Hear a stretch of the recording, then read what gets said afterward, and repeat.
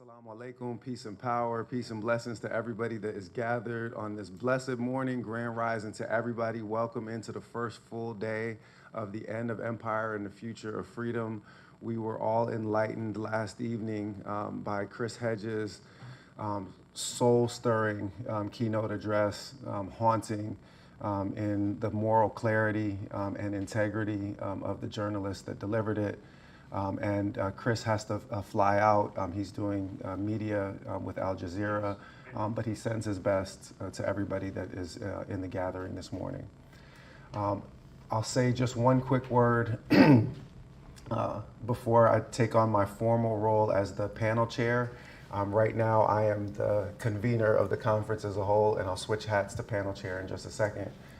As convener of the conference on the whole, apologies for the CP time with respect to getting the first panel off the ground.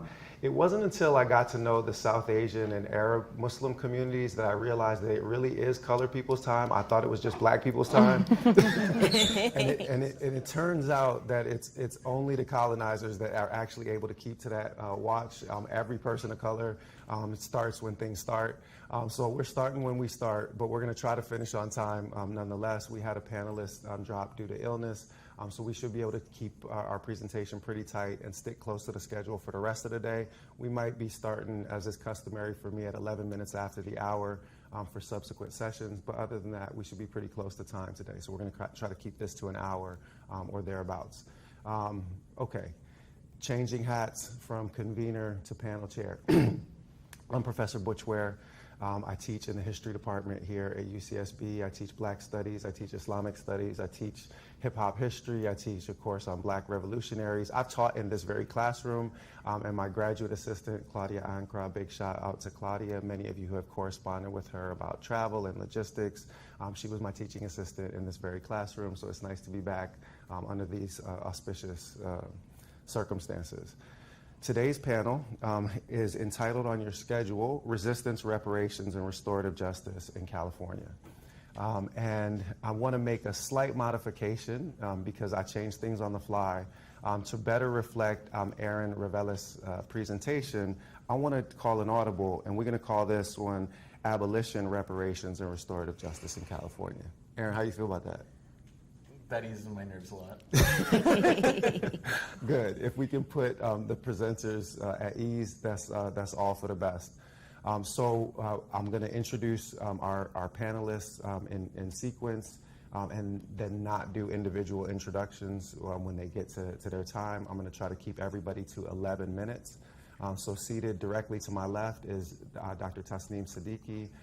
Professor Siddiqui is somebody that I'm proud to call a friend, professor at Drexel University, and has actually also attended a number of the ISRAR events that we've done here. So the formal welcoming institution that I direct is the Initiative for the Study of Race, Religion, and Revolution, which is ISRAR. For those that speak Arabic, Israr is secret hidden knowledge, and so this is the place where we've been exploring revolutionary hidden knowledge for the last 5.5 years, and Dr. Tasneem has been a part of that really from its inception, even when we were talking about the concept. To Dr. Tasneem's left, we have Audra Walton.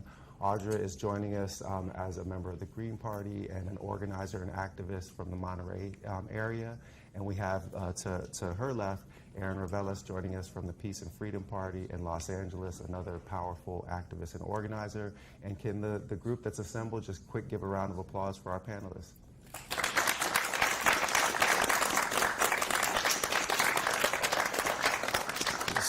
So I know that Dr. Tasneem will get the X-Clan reference when I say I'm going to pass the verb stick to my left.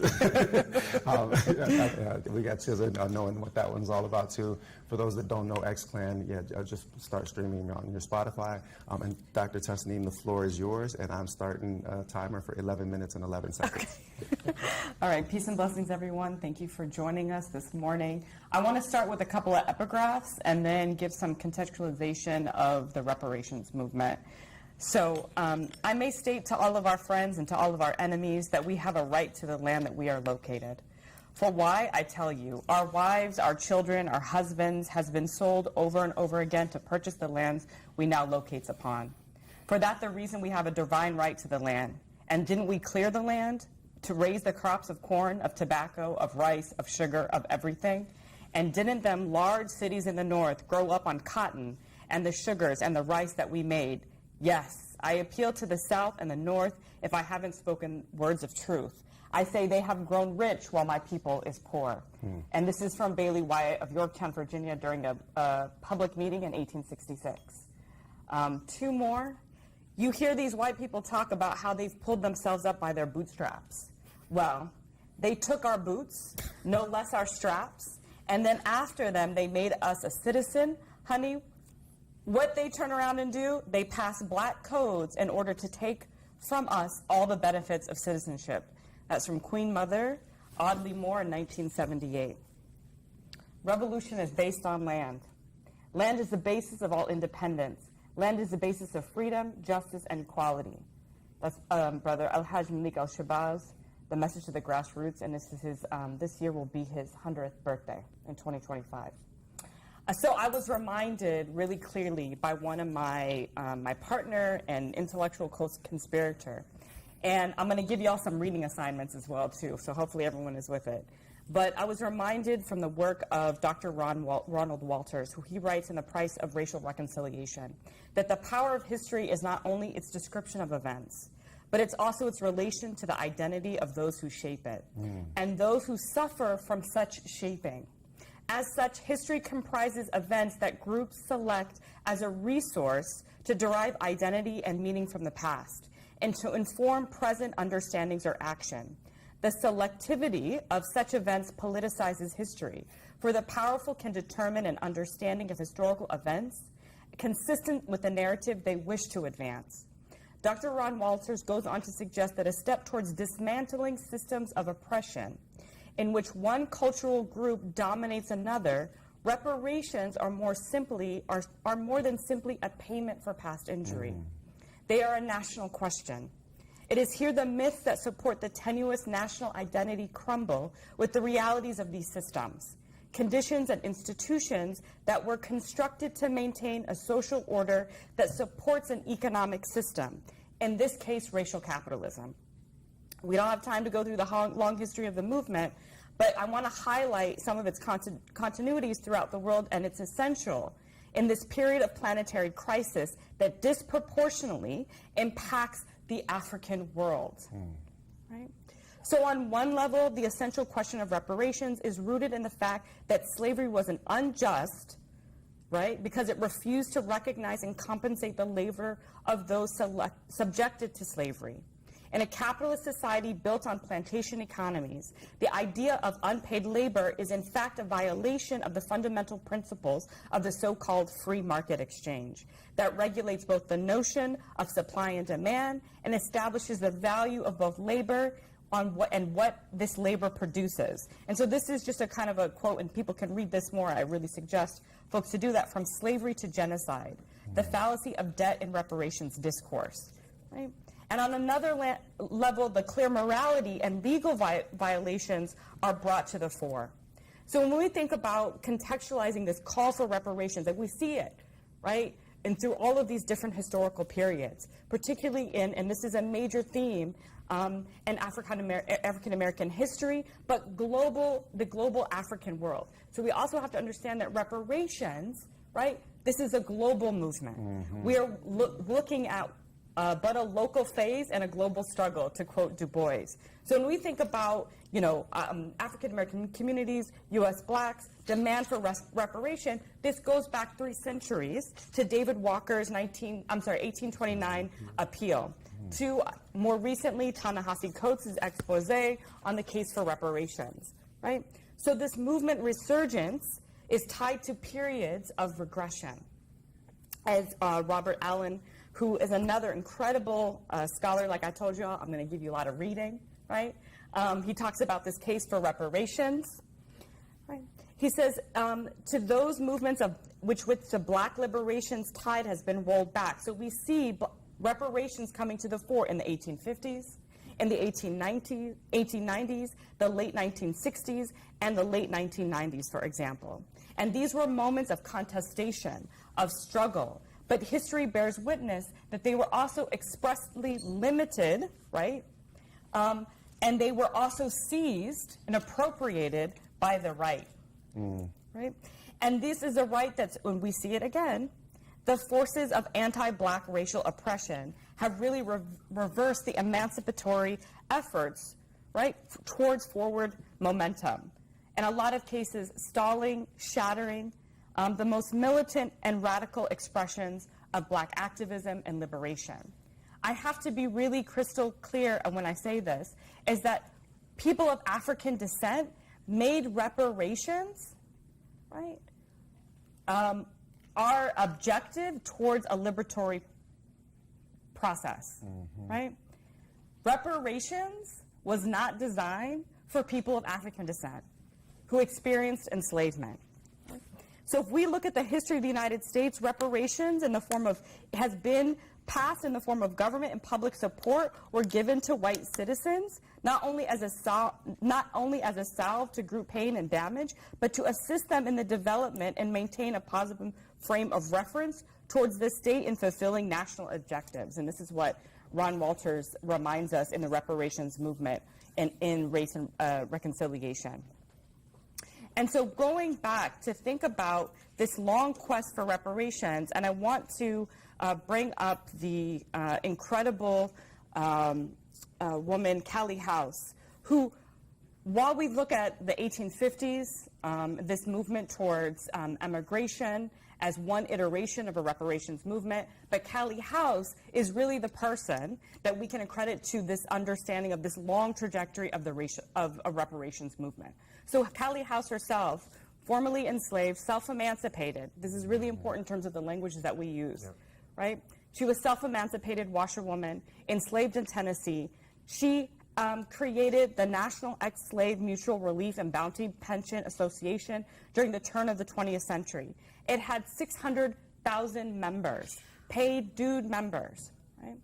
The U.S. government was incredibly hostile towards this movement for reparations, and they organized, right? Callie House, unfortunately, ends up getting arrested. They claim, the federal government claims that anyone that would be, they were appalled that anyone would actually ask the United States, right, to pay them their due, right, and more so. But she was ended up being arrested and charged with mail fraud. But we can move kind of quickly to the 20th century. We have people like Sojourner Truth, Frederick Douglass, who supported a case for reparations, right? We have people like African Methodist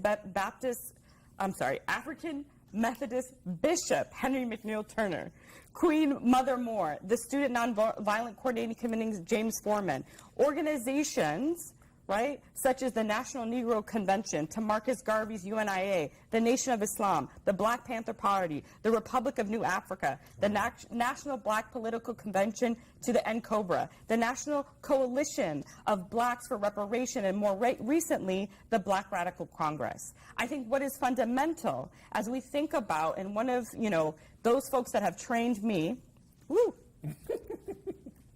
I'm just looking at my time, right? Is to think about, while we think about reparations, right, locating this reparations in a larger Pan-African global context and building off of the work of people like Walter Rodney, right? He understands that reparations, on the other sort of flip side of that, was involved in this, not reparations itself, but enslavement and colonialism. Chattel slavery is directly tied to colonialism. Right? This was a process of underdevelopment that was at root racial oppression, right? So when we think about a reparations, this understanding of, we sometimes limit it, and I'm not diminishing this, right? But sometimes we limit it to cash payments. Reparations in and of itself means for Black folks to receive, and not just Black folks, right? To receive reparation, it's to think about the total destruction of a racial capitalist system. Right? Say it again. It is reparations for people of African descent in a capitalist system is the destruction of racial capitalism. Word life. Go ahead, yeah. Right? This is a process. So when we think about what abolition is, right? Abolition is a complete, total transformation. It is a revolutionary movement, right? So when we think about reparation, it is like a step in this process of the total abolition of the types of worlds that we live in now and the creation and the birth of new alternative life-affirming systems. And I will cede my time with that. Woo!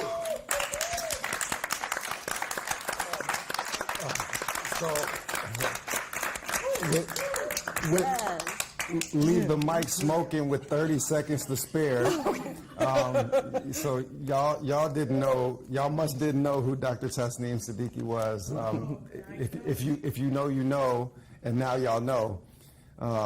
Thank you for that, especially for the way that you lit the road forward in that last closing flourish to the future of freedom, right?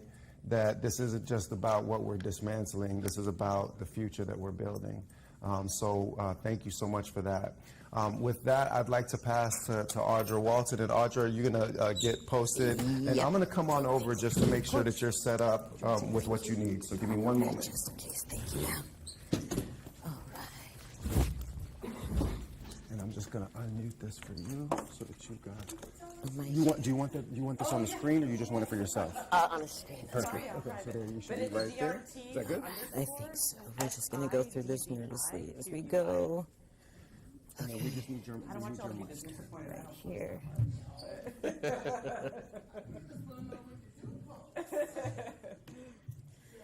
How's that work? People are hungry for more. All right. Can you hear me? I'm in Philly. Can it turn? Yeah. Can it Well, turn? I'm California native. Can someone? Yeah. Can someone who's not all Mic thumbs? test? Oh, I was gonna say, can someone who's not all thumbs make sure that I don't break this mic putting in position? But I think we're good. I think we're good. I would love that. Yeah, let's connect. Okay, class. Don't make me come back there. Okay, let's everyone give eyes and ears to Audra Walton. And Audra, periodically, I'm gonna just throw up a hand signal. I am not throwing up any street organization signs. I don't call them gangs. We refer that to the blue and red. Businessmen. Yeah, well, no, we leave criminal gang to the blue and red that are represented by donkeys and elephants, respectively. Absolutely. Those are the only criminal gangs that rep blue and red. I'm just gonna throw up a hand sign at 5 minutes. Again at 3, 2, 1. Okay, and your time begins now. Thank you, Audra. Great Rising family. Great Rising. We're going to start a little different here just because I'm nervous. So what we're going to do is we're going to sit up in our seats just a little bit, put your feet on the floor, and you're going to take your fingers. You can take the mic away. No, I gotta. Okay. I lost my shoelaces, by the way. So you guys, you're going to take your fingers like this. Put them on your chest here, just where your heart is, and then you're going to drag them across to your shoulders. And then right there, you're going to drop your shoulders down, take your tailbone, put it to your heels. Take a deep breath in.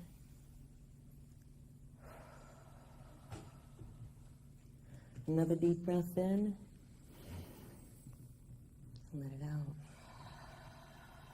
All the way out. Hold. And another breath in. And all the way out. Isn't that delicious? Absolutely. We are here, friends and family. Welcome, welcome. All right, so I only got a few minutes left now. So we're going to talk about reparations in California, and then I'm going to... That's my alarm. All right, so we're going to talk about reparations with respect to California and AB 3121, and then I'm going to bring it down to my local area of California, and then we're going to go macro to micro, and then bring it up to the macro again. So on my screen, we have I want to point to some websites with respect to what California Reparations Task Force did over the last couple of years was to put together a comprehensive and robust report that offered policies and ways in which we would be dealing with how to get American freedmen. American freedmen are the descendants of American chattel slavery, emancipated on the American soil. Our ethnogenesis is here. We are the combination of plus or minus 100 tribes of Africans, plus or minus several dozen tribes of indigenous, and plus or minus several different European nationalities. So inside of that, our ethnogenesis is in America. This is where we become a people. So we're very young people on this planet. And as such, we're young people on this planet that's only been able to legally read for about 140 plus years. So we've been doing some catching up, and now that we've caught up, we realize that we are owed a debt.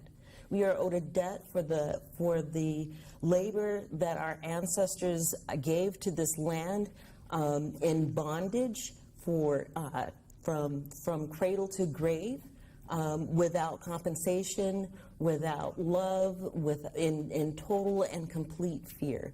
And so what the California Reparations Task Force, led by Camila Moore, was to take all of that and condense all of that information down into about an 1,100-page report that is available online here at oag.ca.gov for those that are online, AB 3121 report. So what they did was to condense all of that information down and offer a final report to the California legislature that had things like the establishment of an American Freedmen Bureau, which would help us to establish our genealogy, trace our lineage back, because the California Reparations Task Force, through all of the data that they collected, understood and had this huge debate with respect to lineage-based or race-based reparations. And what they found was, with respect to the UN, UN's set out the reparations such that reparations must be victim-led and victim-centered. And for this specific reparations claim that American freedmen have against the United States government, we are the victims and we are the ones leading it. So we have several different organizations that have solidified behind this our reparations movement here across the state of California. CJEC, California, I forget what CJEC stands for, California Justice, Equity, and Coalition. I don't know. I apologize, but y'all can look it up. We all have Google, right? So Chris, the organizer, might be a little sad at me, but I apologize, Chris. Organizations like CJEC and my own that's coming up that you see this webpage on is Black in the 831 American Freedmen. We'll have these across the state by area code where American freedmen can come to become reparations ready. As you saw, the California Black Caucus did not bring our Freedmen Bureau's bill to the table. So the one bill that did get passed for the land restoration, the governor had to veto because there was no bureau in order to divvy out those to work out those claims. So we have a lot of work to do within inside of California to get A, for American freedmen to get reparations ready, and for B, for our community of allies to join us in pressuring the California legislature in seeing and hearing our claims as real and legitimate and absolutely necessary for us to have in order to move forward in this country as a whole and healed, complete people. So my work has been in Monterey County. I am the City of Marina's vice chair of the Planning Commission, well, that's not actually where my work is. My work around reparations has been putting together this business directory and solidarity network, and this is what we'll be doing across as we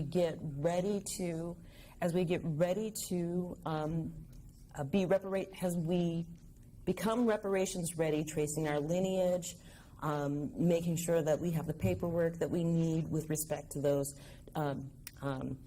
U.S. census and stuff. I'm going too far. How am I doing on time? 5 minutes. Okay, so that's kind of the macro level. The micro level and why. So So with respect to where I'm at in Monterey County and where I grew up in Seaside, just a little history, my grandparents, I'm second generation Californian. My grandparents migrated here from Paris, Texas. They landed there, and their ancestors were my grandmother's grandmother was emancipated in Paris, Texas after being walked across out of Virginia, Tennessee, Arkansas, and then into Paris, Texas.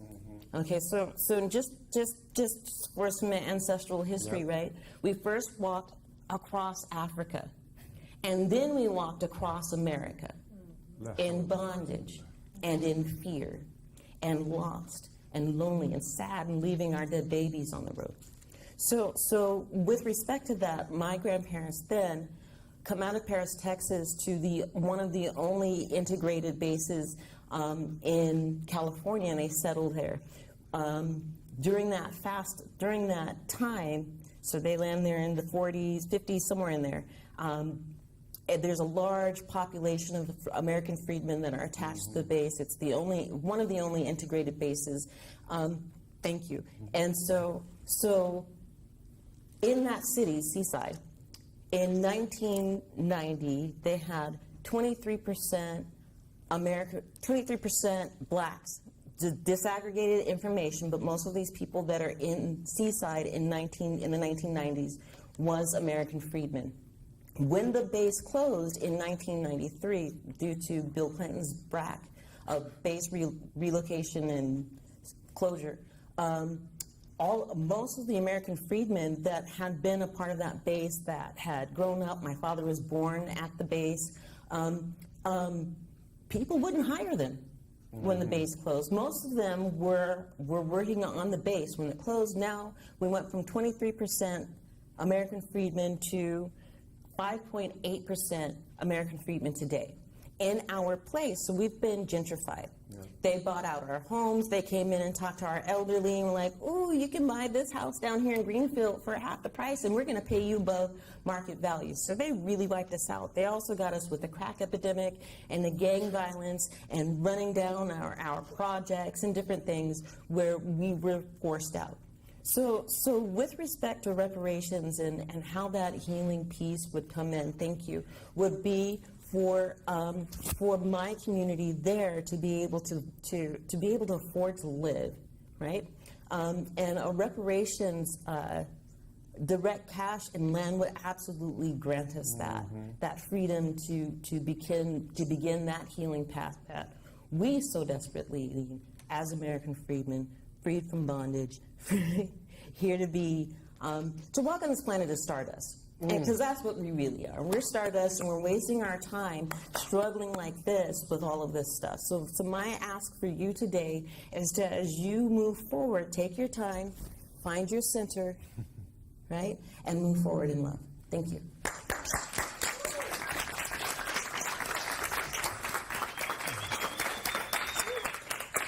So in our personal communications, I've been referring to Audra as Auntie Audra, which is also her handle on Twitter. I will not call it X because Malcolm keeps that letter. Elon can't have it. Right. Auntie Audra, I wanted to thank you for introducing like the local, the communal, and especially also the personal into the question. I'm going to save most of my chair's prerogative comments for the end, but I just wanted to highlight this particular piece, is that story of like familial suffering, spread out over generations. It is so crucial that we narrate our personal stories, and I'll just share one. That the reason why I risked a great deal of electoral confusion by putting the name Rudolph Ware on the ballot instead of Butch Ware, which most people know me by, or Bilal Ware, which the Muslim community has known me by for 20 years, is because I am Rudolph Ware III. And my grandfather, Rudolph Sr., came from a rural town in Georgia, not far from Ware County. And if you go into WPA slave narratives, you find that in Ware County, Georgia, before the Civil War, that county is named after the plantation owners that dominated the economy of that county, and that there was a single man and his son and his nephew that owned something like between 1,100 and 1,300 enslaved individuals at that point in time. And everybody that has the last name Ware, that is melanated, as we like to say, that is from Georgia, where my father and grandfather is from, or from Mississippi, or from Alabama, almost all go back to that plantation. Almost all go back to that county, to those 3 plantations. And so what I wanted was for that ancestral lineage of freedmen to be written on the ballot, not just my personal name. Yes. Right? Because in choosing Rudolph Ware, then that is my, and I didn't put Rudolph Ware III.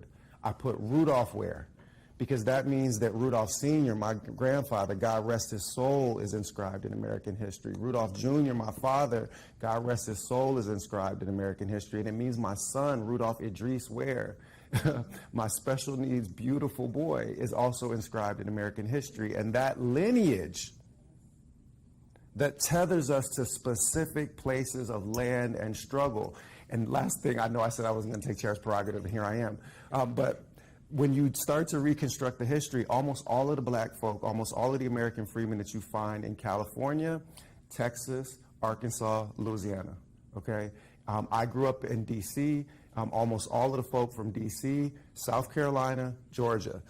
My ex-wife, she grew up in Decatur, Illinois, her family from Mississippi. Almost always straight shot north. If you're on the East Coast, Georgia straight up through the eastern seaboard. If folk are from Detroit or Chicago, almost always coming straight down to Mississippi and Alabama. And if it's folks out here in the West, it's almost always Missouri, Louisiana, Arkansas, Texas. So these are histories that, of people that liberated themselves at different points in time, and that had to continuously liberate ourselves. And the struggles for reparations is about not just eliminating that wealth gap that obtains, but also in fulfilling that promise and that process of liberation. So thank you for making that so deeply personal and so deeply local. And that brings us to Aaron, who is going to, in his address, going to address abolition. So please welcome Aaron Reveles.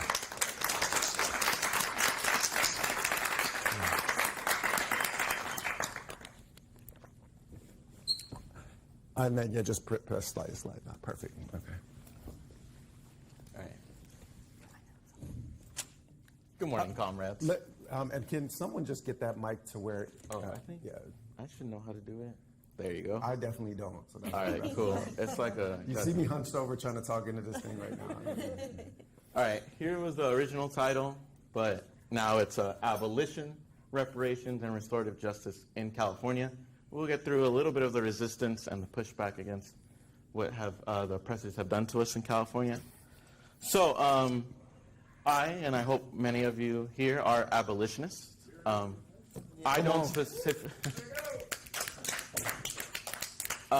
specifically call myself an abolitionist because I'm already a communist. I believe in the abolition of all things in our current society and rebuilding it anew. So just in the way I believe in abolishing the police, I understand as a socialist, we cannot abolish the police and get rid of the jail system and have a new society tomorrow. We need a transitionary period. So us as communists, as abolitionists, need to do a great job of informing the masses of what is going to happen in that transitionary period to where we can get where we have police to next in our socialist society where we have a neighborhood watch, that we're not nervous around, that we don't tighten our steering wheel around, that I don't have to feel like, oh, am I going to get caught for something dumb like a broken tail light? That someone I can actually look towards you to feel safe when it's dark in the night. So here are some of those things. But let's get along because I only got 11 minutes. And you're down to 10. And I'm down to 10. So why can we not abolish the police in our current system or abolish our jail system? because our current system is capitalism.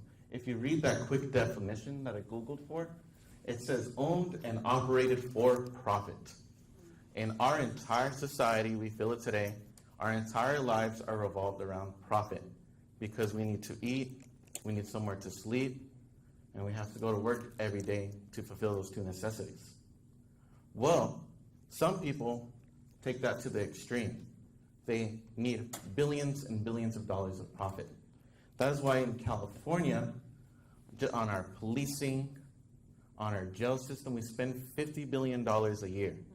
$128,000 per prisoner. 4 to 5 times as much as it takes to invest in our students. And I'm a teacher, so I'm very interested in investing in our students instead of setting them up to go to jail. Come on. Now, here is a basic definition for socialism. This isn't what I would specifically teach, but that would take a whole hour, so here you go. At the bottom it says the public ownership of the means of production. So again, as a communist, I believe in the abolition of our current concept of private property. That doesn't mean I want to destroy the factories. That doesn't mean I want to destroy the apartments. I want those factories to be cooperatively owned by the workers.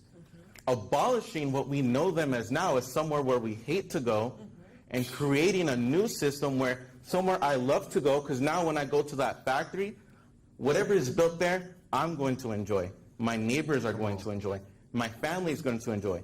I'm going to happily go to that factory knowing I am feeding or I am equipping my community for their basic necessities. So that is what I mean is when we need to learn how to say abolish, but we're also going to rebuild something. We're going to make it new, just like the police. So right now, we have what looks on the left. I try to get something super, super simple. And let me start using my notes because there's going to be more numbers and stuff that I don't know off the top of my head. But right now, we have something that's called reformist reforms, where we try to give the police more training, more equipment. We just get more police. So we're getting more and more scoops on the police. And then having an ice cream cone that big might seem great, but it's going to start melting in your hand. It's going to get all over the place. You're dripping it all over the floor. The police hate it because they got sick of themselves. Some of the police. Some police love it because they get to use their equipment. But, I mean, just like most of us, we all like to take it as easy as possible at our jobs, right? So some police will like this as well. So when we're reimagining the police, we want to move our ice cream cones or our money to building community, to building housing, to building health care. This is part of our reparations, our restorative justice. If we're not fulfilling these needs, all the money is going to go to the policing. Yep. But if we start extracting some of that money and putting it to where we need, we can start finally having justice for our communities. The biggest attempt at this was with the Black Panther Party, other black liberationist orgs, the Peace and Freedom Party, what would become Greens, ecologicalists. They fought for community police in Oakland, in San Francisco, and Los Angeles. And this wasn't just a simple review board where they get to make recommendations. This had specific power. This would be elected citizen review boards that had power to hire police, fire police, discipline police, elect a police commissioner, force the police to live in the neighborhoods that they served. Unfortunately, most of these, only one got on the ballot in Oakland and lost 2 votes to 1. But this was the first time that it was taken seriously. How do we fight for community control of the police? Again, later, the Green Party, and from 2006 to 2014 in Richmond, California, Gail McLaughlin, along with other city councilors, progressives, Green members, apart with other former Black Panthers, members in the Peace and Freedom Party, other organizations, got her to be elected as mayor, got elected city councilors, had pressure from outside groups, and she was able to bring in some of these non-reformist reforms, actually take money defunded from the police and invested in programs. So, before she was elected, in 2005, Richmond, California was notorious for crime, gang violence, and the selling of drugs. But after she was elected, she brought in a new police commissioner. As soon as he was brought in, he moved to downtown so he can be in the center of the city. He worked with the Office of Neighborhood Safety, with churches and nonprofits, and have those organizations helped him identify those who were at risk of either gun violence or joining a gang. And they offered those young people basic income for not getting into trouble, jobs programs, education, actually giving them something instead of just locking up in jail and having them become a future problem. He made it so the police had, there was no more street teams. They walked and biked more than they were in their cars. They had one path, the same path, every day that they would walk around. The commissioner promoted people the police based on their problem-solving skills. If you solved problems, if you made connections with the community, you were promoted. Unlike now, where if you're giving tickets, your arrest, those are the data points that get you promoted today. But he believed it was better to promote people based on how well you're actually engaging with the community. A majority of the police left. They didn't like this new system. So he was able to actually elect or hire more police than that were just already there. He was able to hire the police that he wanted. And from 2006 to 2014, homicides went down from 42 to 11 a year. Violent crime had a 23% drop. The police went from 20% people of color to 60, and on and on and on. But who is in our way?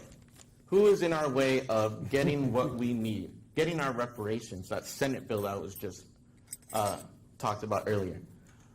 We can veto the governor's veto with the 67% majority in the California state legislature. Mm-hmm. You see all that blue up there, the Democrats? 80% in each, in the House and the Senate. No one has talked about that. The governor's veto can be vetoed easily by the Democratic Party, even if not every member is towing their line. So in California, it is plain to see, just like how we're trying to tell everyone in these elections, that the Democratic Party is the enemy. They're the enemy of progress. Yep. Come on.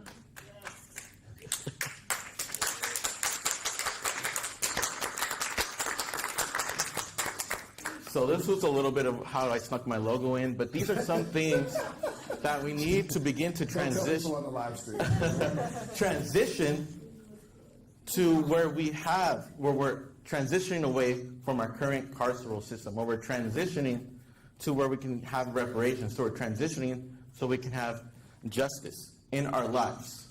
And one quick point, a little notes that I added at the end is, I like how someone said reparations is a global movement. Mm-hmm. Because who here do we owe reparations to? Mm-hmm.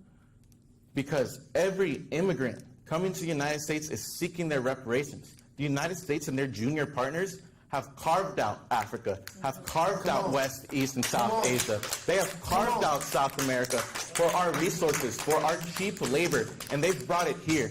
Every immigrant coming to the United States is seeking their reparations. Everyone here who is in chattel slavery or has worked in the wage system is owed reparations for their labor power. So reparations is a global system because it's being fought here from people, but also fought for around the world for people seeking their justice, to get paid what they're worth, to fulfill their needs for housing, for healthcare, for education. Sorry. There was... For what? You could have mic dropped on that. There was... Hold on, no, don't finish. You still got a full 45 seconds. I got a do what full you got to do. 45 seconds. So we need to build a multiracial working class party. Because as we saw the Democratic Party, we have the oppressor and the oppressed in one system. We have the prisoner and the chief warden in the same party. We have the landlord and the tenant in the same political party. We need to have our own political party of the working class, of the renters, of the oppressed, to fight and control not only California, but our entire U.S. Senate, Congress, everything, so we can get what we deserve. Let's get a round of applause, not just for Aaron, but for the whole panel. Come on. And I'm going to pick this mic up so I don't get a crook in my neck, like we used to say, leaning over to try to reach down for this mic. So the first thing, I'll take one last, chair's prerogative. You mentioned that you can, veto the governor's veto. And without like bumping up against any rules, you can also elect a new governor. Nudge, nudge, wink, wink. And just so you know, like that's how Aaron and I started a conversation. We started a conversation about what it looks like to organize a coalition in the state of California that is capable of bringing a new governor to power in this place and putting them foxes and wolves out of business in the state of California. Can I get a witness from the congregation? Okay, so the last thing that I'll just mention as a way of kind of opening the conversation, I won't provide discussant comments, I'm going to open things to questions, is that the flow between these presentations should be relatively straightforward and clear. It's beautiful and elegant the way that it came together. I just want to make a simple connection that is around the 13th Amendment, right? And the way in which the transition to a system of carceral enslavement has been state policy. That the criminalization of freedmen, the criminalization of black, you see the codes for vagrancy laws come in immediately after slavery is abolished. And you now see those being exercised, yes, on a racialized basis, but even on a more extensive basis, now just locking up homeless people for being homeless. That all of these experiments in capitalist exploitation and enslavement, which were pioneered, careful choice of words there, which were pioneered on black bodies, are now being extended to all kinds of bodies. And we also see that in a democratic state like the state of California, where the same tactics of the carceral state, which have been used to brutalize black people over generations, are now being brought to campuses just like this one, where they sent a couple hundred troops in riot gear to move 30 kids off of an encampment, to violate their constitutional rights of free speech and of assembly. So we can see this direct line between the enslavement of certain people and the genociding of certain people to the enslavement of all people, to the commoditization of the lives of all people. Because what they are trying to do is make the state of California and the United States of America one big company store, where you go from the company-owned shop to the company-owned housing to shop in the company-owned store, so that you live and die without owning anything, and that they own you. The last thing that I'll say, you guys are going to learn that my disclaimers mean nothing. When I say I won't take chair's prerogative, it means that I will immediately take chair's prerogative. But understand that. I'll just add this to the conversation now. When I originally from Washington, D.C., grew up on the south side of Minneapolis in a community that was probably about 15% indigenous, about 20% African American, probably about 15% Latin, 10% Asian, mostly Southeast Asian, refugees from American political violence. All of us got abused by the police. All of us. And I was stopped 17 times for driving while black before I reached my 18th birthday. So this is, a kind of violence that is still continuously inscribed upon our flesh. My children have never met their maternal grandfather, because their maternal grandfather was murdered unarmed by police in Painesville, Ohio, the year before I met my ex. And there are almost no families of American freedmen for whom a similar story is not told. So this connection, the last thing that I'll say on this, since we name-checked El-Hajj Malik Shabazz earlier in this panel, is that Malcolm said, it is not progress if you have a knife that is in me 9 inches and you take that knife out 6 inches. That's not progress. Removing the knife fully is still not progress. Progress is healing the wound.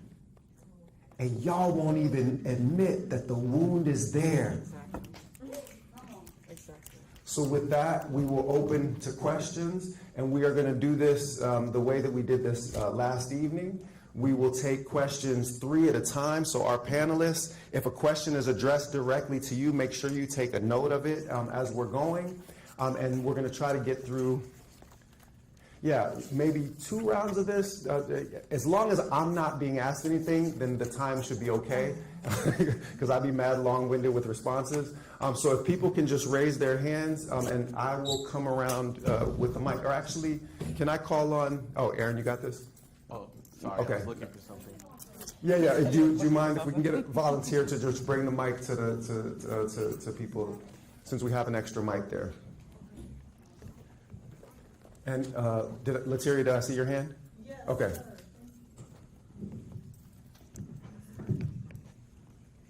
Well, while we're doing this, just because my uncle is this on? So just to show how much police violence affects American freedmen with respect to percentages of people with direct links to people who have been killed, murdered. Yep. By the police. My uncle Charles, my uncle Chuck, we call him, was shot by the Seaside police. He had schizophrenia, and they called he wasn't taking his medications, so they called a health check, I forget what's the word. That wellness check for him. Yeah. And he climbed on the roof. He had a corkscrew in his hand. The cops climbed up after him and shot him. I don't know how they were fearing for his life for a schizophrenic man who's climbed on a roof with this corkscrew, but he's dead. And a little later after that, they beat his sons in the next city. They beat his son's clothes off of him, also suffering from some kind of mental illness. So I'll just leave it there. Thank you. Thank you, Auntie Audra. Yeah. The time is now. The time is now. I don't know how else to say it, but the time is now. The time is now. Our only weapon is our melanin. Okay? That's the only weapon right there, is the melanin. But I have a question for you, Audra. Yes, ma'am. And I love all the panelists. I loved all of you guys. This was everything. Thank you for being here. For you specifically, Audra, I wanted to ask, what is the importance of Black Americans or freedmen receiving reparations initially? Mm-hmm. And can you explain more context around other initiatives or actual policies that have been worked on to also address other Black people in America? Excellent. And so we're going to take questions again 3 at a time. So we'll wait to respond to that, and we'll gather the questions and then gather the responses. So we're open for 2 more for folks that would like to pose them. Yeah, Sister Lavelle. Thank you. Mine is to any one of you that can speak to this, and this is something that kind of keeps me up at night when I think about what have we looked at in terms of the communities that have actually been able to get reparations and to have their own police force in New York, such as the Jewish community, I'm just going to say that. And they have their own police forces. You can't even bring in your ambulance in there and pick them up. They have been able to establish laws for themselves and their communities, and then also been able to get America to go chasing after all their reparations around the world. Most recently was France. Right? They collected X number of millions of dollars for just 90 recipients, right? I think it was 14 million or 16 million. but America is on the forefront of championing getting all these other countries to give the Jewish people of America their money. So what are we, how can we go and look at the language in the legal letter of how all this is being done, and also looking at the New Yorkers who are able to have special privileges with the police force, so the police can't even come into their communities. They have their own. Thank you. Thank you. We'll take one more, round. Wasn't sure if that was a stretch from the workout this morning, Brother Lavish, but okay, we good. So, just while we're getting the mic to him, this is one of our, organizers and activists. Yeah. Oh, okay. I'm sorry, I didn't see that. My bad. Pardon me. Please forgive me. Yeah. If you don't mind standing, just so the camera can catch you. So I asked this to Aaron. So you touch on how we as communists believe that reform is ultimately not too possible under a capitalist system, but California is known for having some of the most radical politics in American history, and we can achieve some local reform, like with the mayor and maybe in the state senate and assembly. How much importance do you think we should place on local reform, and how much effort do you think we should place on creating more dual power structures like the Black Panther Party and other radical parties have done historically?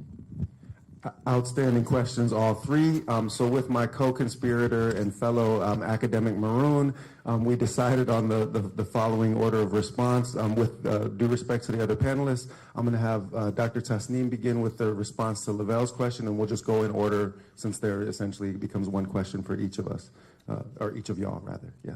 Yeah, so and just to kind of be brief, and again, like I tell everyone, I'm going to give you assignments because I think it's important that we do this work. So I'm going to reference actually William Darity and Kirsten Mullen's work, an edited anthology that they did on the Black case for reparations. And then they talked about a lot of these various communities that receive reparations. And so I'll just give you, and then the ways in which that actually happened. But just as like a data point for people, and this is for me was also really shocking when I read it. For those of you that, well, actually maybe some of you are, this is before your time, but as it gets framed as the Iran hostage crisis. Yeah. So you know that the 52 that were held got reparations. So they received $10,000 per day that they were held. They were held for 444 days. So that is $4.4 million, respectively. Right? 40 acres and a mule don't begin to cover it. Right. And I also wanted to mention this, though, too. It's related, but also not related, but related. So I just want us to think about these two federal policies, because I think this is important. And I bring that up is because it's not as if we don't have the capacity in order to actually to start to provide reparations. And the way that I think about reparations is two-pronged, is also this general redistribution of wealth. Mm-hmm. Right, and the investment in building institutions in communities, and have communities that have historically been exploited, right, through racial capitalist systems and through colonialism, are self-determining in terms of what institutions and how that money is redistributed, right? Yep. I'll put these two things in our collective consciousness. In 1862, the Homestead Act, right, that afforded 160 acres. That is roughly that's 160 acres, but that was given to roughly 10 to 12% of the white population of that time. So that's 1.5 million families. Simultaneously, you had these are two federal policies that coexisted at the same time. 1865, the official Emancipation Proclamation, right? The defunct promise of 40 acres in a mule that was never allotted, right? But that was supposed to give only 40 acres to heads of families, but you actually had 5.3 million acres that were able to be redistributed. I say all this to say is the families that received land from the Homestead Act up until the 1980s, I was born in 1980, just to give you like a frame of reference, right? Up until the 1980s, we're still benefiting from that legislation that lasted over 100 years, right? And hopefully I can put a pin in this though too. My family, my maternal family, was enslaved in Mississippi and in Virginia, then West Virginia, and then Kentucky. The land that my grandfather's family was able to purchase and own after enslavement in the Mississippi Delta was expropriated from them in the 1940s through eminent domain. Later on, they found natural gas deposits in that land, right? How do you pay reparations for that? Exactly. But you have white families that got land through this Homestead Act that till this day, when they found natural gas in that land, are still getting payments. And this is upwards to millions of dollars, right? So I don't know if that, for me, the way that I think about questions is actually to think about openings. Go to William Darity and Kristen Mullen's work to think about the ways that how were communities able to secure reparations, but also we have to understand that anti-Blackness is pervasive in our system. So what they could have possibly done for our communities was never done. Thank you for that, Dr. Tasneem. And it actually, thank you. It actually provides an excellent transition to the question that was posed to Audra, right? And it's a reminder that the systems of racialized expropriation of property do not end with enslavement, right? That we have township after township, if not burned to the ground, then taken over through eminent domain or buried under lakes. And this is a crucial part of the idea that this restorative justice for racialized harm is something that needs to be addressed and discussed. So thank you for that outstanding reminder. And the last thing I'm going to say in response to your response was, to begin where you started, listen, they know how to pay reparations. They sure do. They know how to pay reparations. They've done it. Many times. And you can pay reparations just with a small portion of what's being used to bomb kids to death in their sleep in other countries.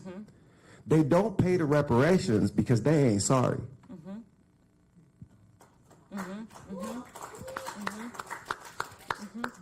Auntie Audra. And this is going to be the last round just to, in respect of time, so apologies to anybody who might have questions, but we can address those in subsequent panels as well. And you can DM me at Auntie Audra and Auntie_Audra. All right. So I'm going to just piggyback on Dr. Siddiqui with a couple of numbers, and then I'm going to dive right into this question because I think this is important. With respect to lost wages, so just thinking with respect to inflation, I put into my spreadsheet here $7.25, which is an hour, which is the federal minimum wage. And then I said, hey, so if my relative worked 10 hours a day, he'd make $72.50 an hour. And if he worked 362 days with just the few days off, and I realized I've got another calculation, but I didn't put in my screenshots. But if he had 3 days off, Christmas, New Year's, and maybe a birthday, and with a 3% annual merit-based raise, after 35 years of working, so our ancestors typically started working around 5 years old. Okay, so after 35 years of working, with that pay raise, they would have lost $1,658,104.08. So with my calculations then, and if we applied just 1.1% compounding interest, that future value, our value today after 159 years of compounding interest is $5,230,562 $5,230,562 with 7 cents, right? But that's 1.1%. Okay, if we were to apply, and I'm so glad I'm at UCSB today, because if we were to apply that 7.5% simple interest parent plus student loan that our parents have to pay, that same amount would be $11,931, $11,931 and $3.25. So that's just to contextualize it with respect to lost wages and how we like to play capitalism and compounding interest. You know, you guys got to pay those credit cards. I know you know what I'm talking about. So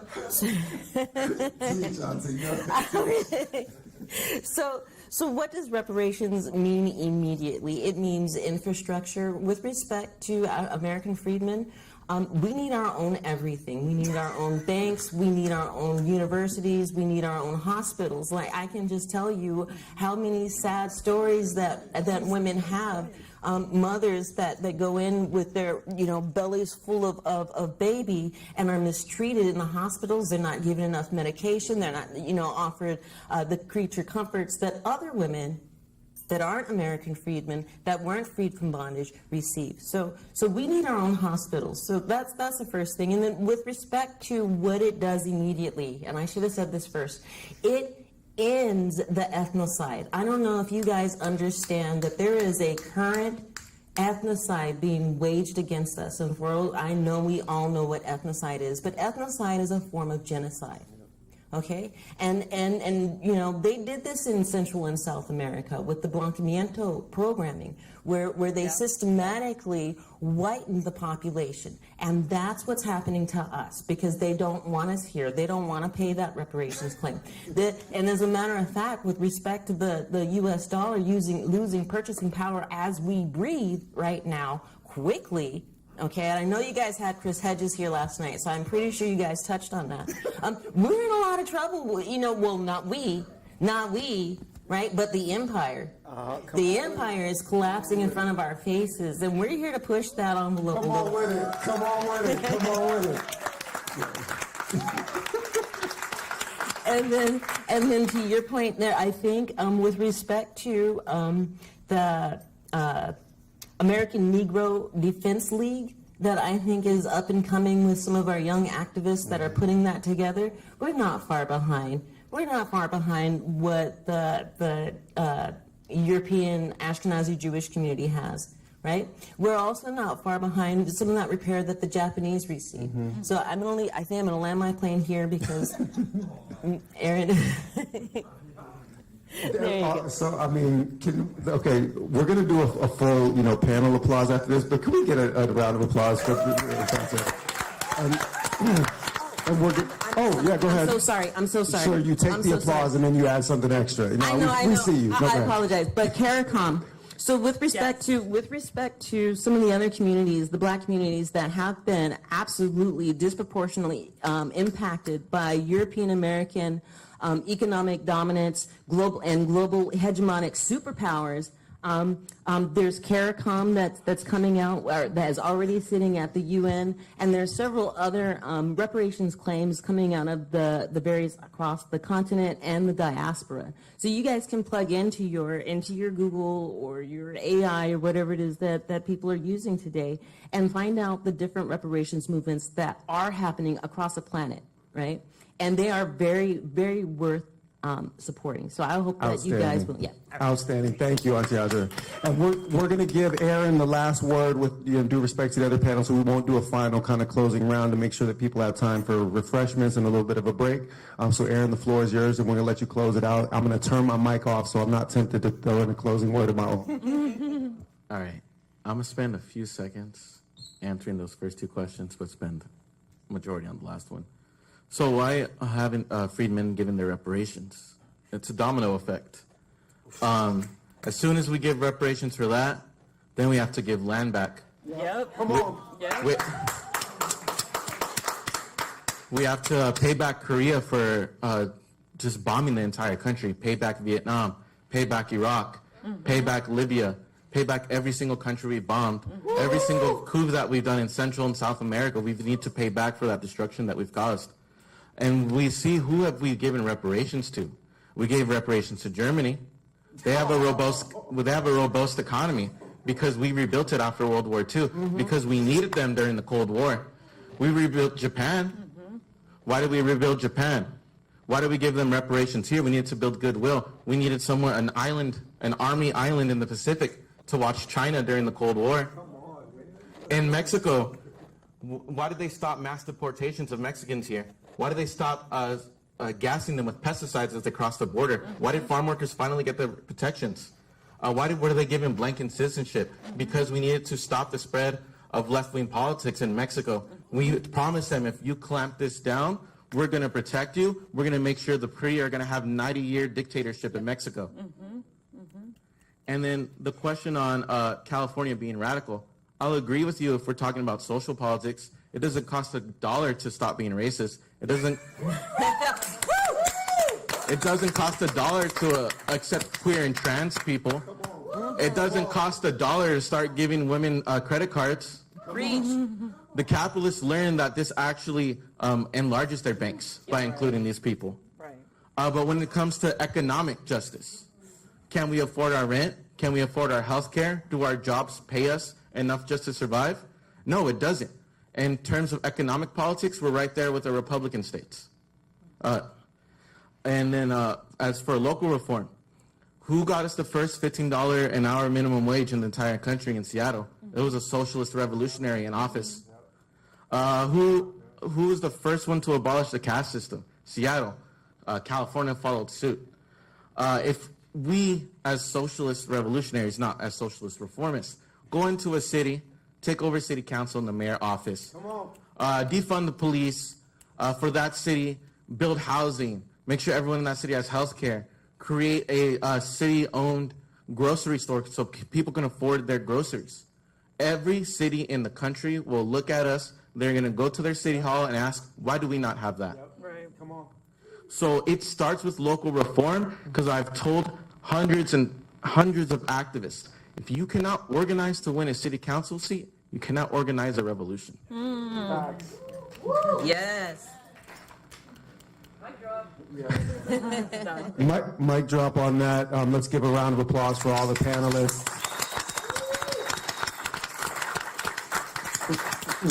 We will reconvene. I cannot say how much I love what y'all did.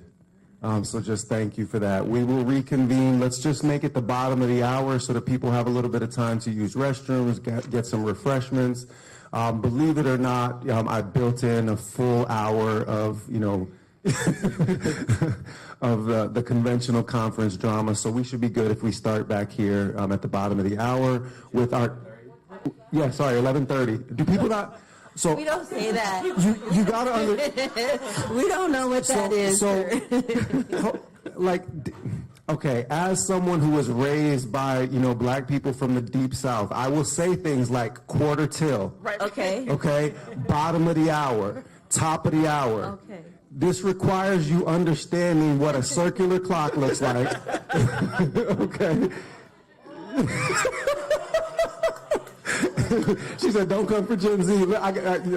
I'm just so pardon my dated references. Believe it or not, I turned 50, and I will turn 51 on election day, and even light-skinned black don't crack. So yes. So we'll reconvene at 11:30. Y'all can put that on all your flashing digital devices. You put your timer, and you have to picture the bottom of the hour. It's when the hand is pointing down. That's why we call it the bottom of the hour. Lord have mercy. All right, thank you.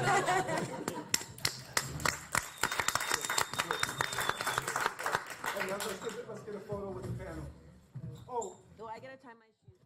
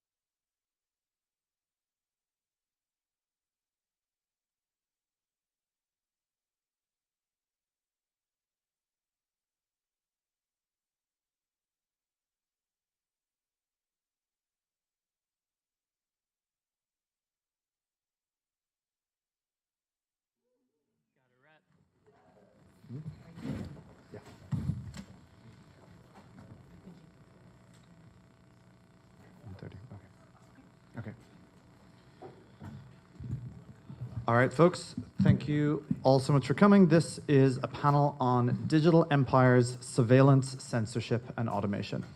So what we have represented on the panel here is the experts in how big tech extends the US empire across the globe. In particular, a lot of the focus that we're going to have is how multinational companies, we have represented here Google, Apple, Meta, and Cisco, how they extend the US's empire, but in particular, how it relates to the genocide in Palestine and how the US and Israel collaborate with big tech to expand that empire across the globe. With us today, first of all, we have Saima Akhter. Saima was fired from Meta in June for calling out the censorship of Palestine internally and externally on Instagram and Facebook. She now runs Meta Stop Censoring Palestine on Instagram, a public pressure campaign to end the silencing of Palestine. Tariq Raouf is a writer, journalist, and content creator. Tariq is also the former tenured Apple employee recently laid off in July after spending 8 months being vocal about Apple's anti-Palestinian bias and racism. Tariq runs Apple Against Apartheid. Zelda Montes is an ex-Google software engineer and master's student in digital humanities at City University in New York. Their academic scholarship is rooted in a reimagination of technology as a tool of liberation and is heavily informed by their experiences engaging in anti-imperialist labor organizing with No Tech for Apartheid and New York City Labor for Palestine. And Cecile Kim is a software engineer for Cisco, still employed, the only one on the panel still employed, and on the organizing committee for Bridge to Humanity, the Cisco Palestinian Advocacy Group. Earlier this year, Bridge to Humanity drafted an open letter for Cisco to divest from Israel and created a WebEx bot to collect over 1,700 signatures for the open letter, which you can now see on the BDS site, since Cisco became an official BDS target 2 weeks ago. So we are going to have...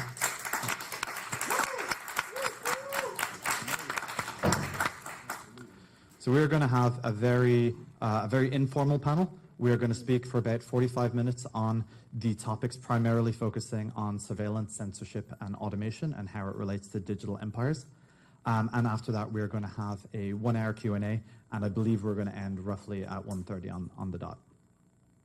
All right. So I want to start this by a question for Saima. I want to give the audience some context of what these terms mean. What does censorship, surveillance, and automation mean in the context of digital empires? And to start this off, Saima, can you give us an overview of big tech censorship and how it supports the empire? Yeah. So in today's age, Maybe it's not on.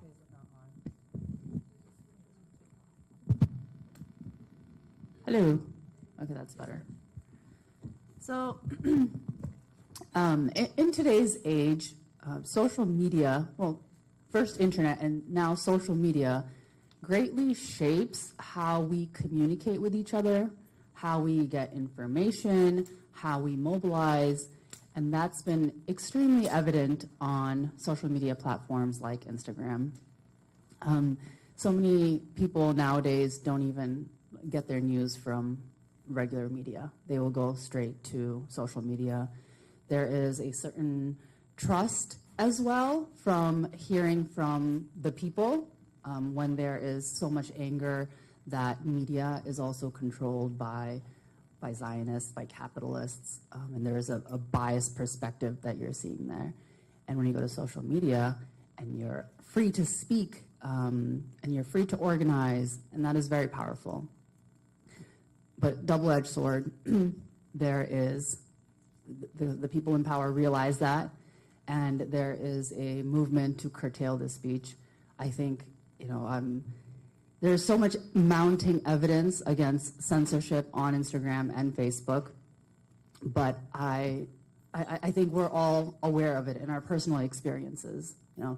We hear from friends, we hear from family members, we have our own experiences of being shadow banned or having our content taken down or hearing big activists whose accounts are deleted from these platforms.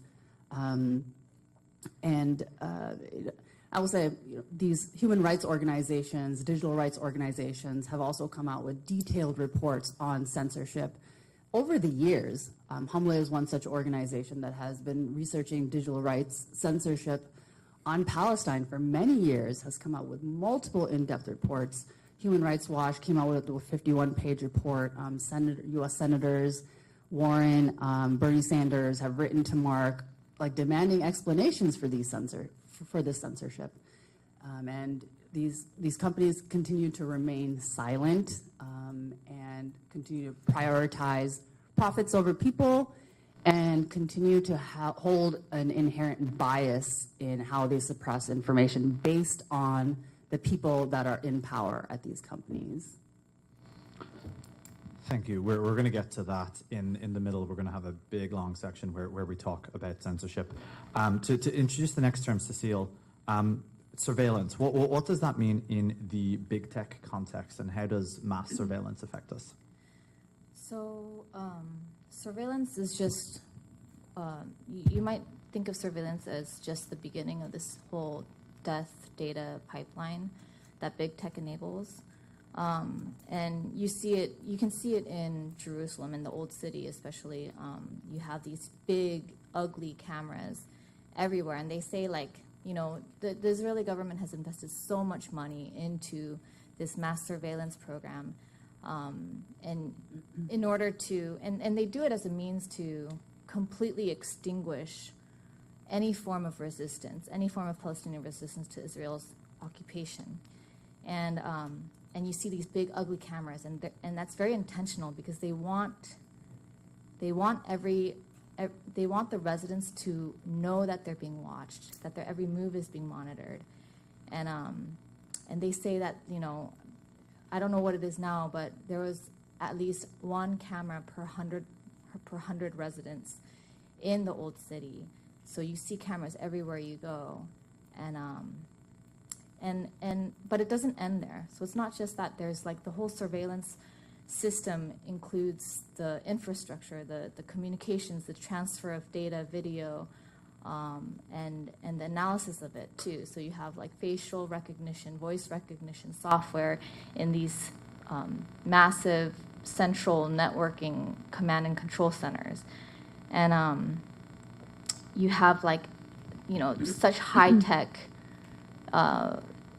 processing, such as like they can read license plates in motion and tie that to all the information that's stored in these huge data centers, and you see all this, and a lot of it seems pretty harmless until you start piecing how all that works together to be able to target and basically carry out. It creates this framework within which the Israel government and the Israel military can carry out this genocide as swiftly and efficiently as possible. And not only that, they consider this like a testing grounds for, and you see it coming here. I mean, LAPD is so in bed with the Israeli police forces. You have 7 cities, like cop cities that are building up. They've already like allocated over $100 million to build out these cop cities.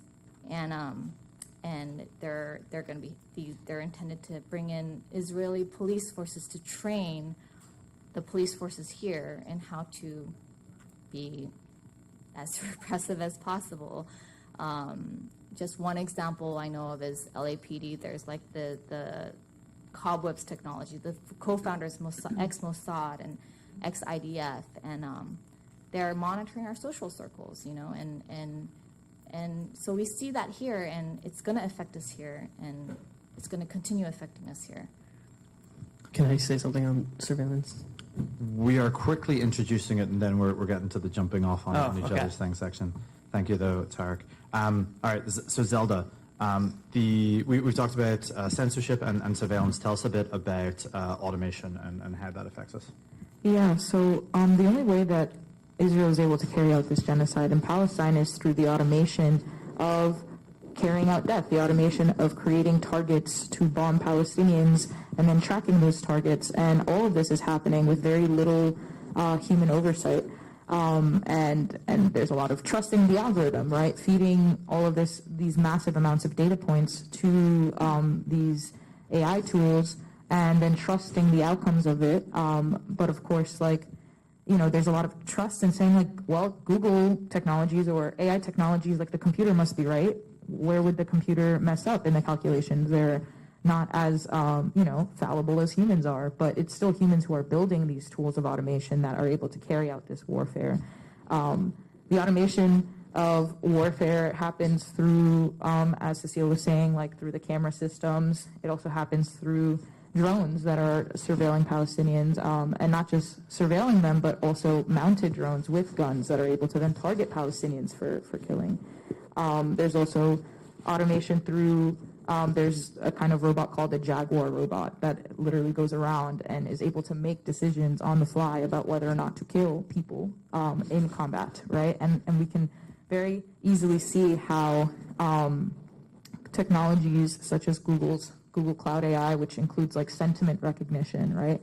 To be able to tell the sentiment of what people's faces are from the writing that they're doing, and then therefore be like, well, this seems like an angry Palestinian, and an angry Palestinian is a Palestinian that we need to keep track of. And we see just this complete AI system be built out. That is why they call this the first AI-powered genocide, right? We've never been able to see the Israeli government carry out as much of this destruction in Palestine as we've seen in the past year, in the past more than a year.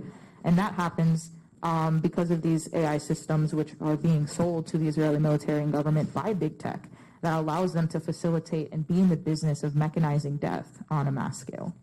So we want to ask, kind of questions about that, because we are users of consumer technologies, right? We use Google Photos, for example, or Apple Photos, and we see this facial recognition technology as sort of like tag a friend, or as something where it automatically collects all the people into a nice folder so that you can see who it is on your iPhone.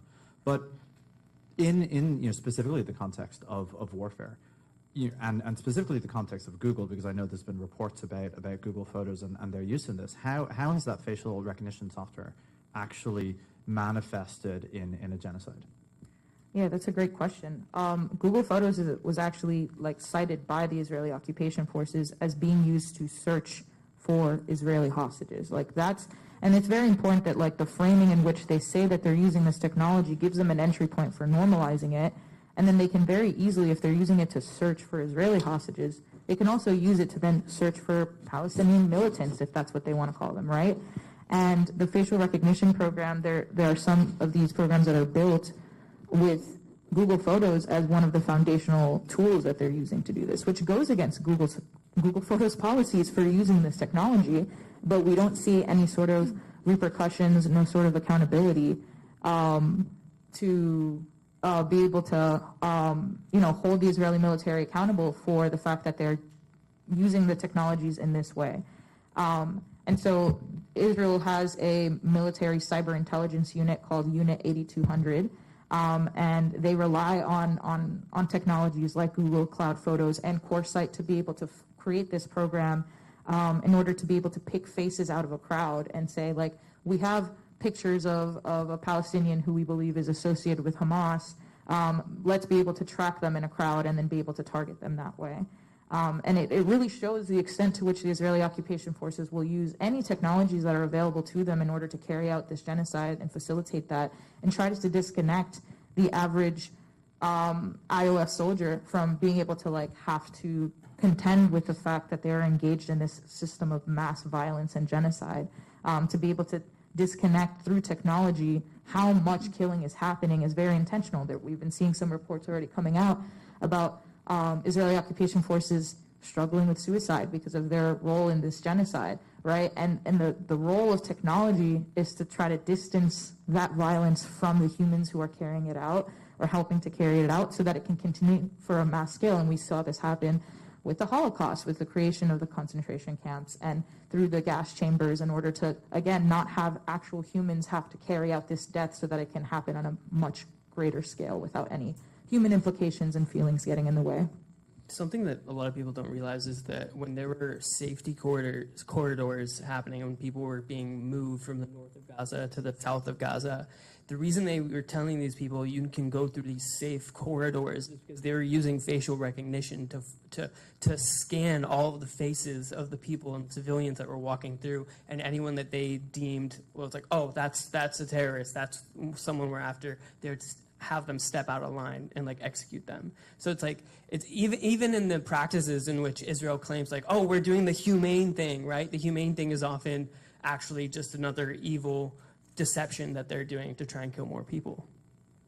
So we see how this facial recognition comes into it, and that's sort of like using technology, which we know is faulty, right? We know there's biases in the system. We know in particular that they work less well on brown faces than white faces, for example.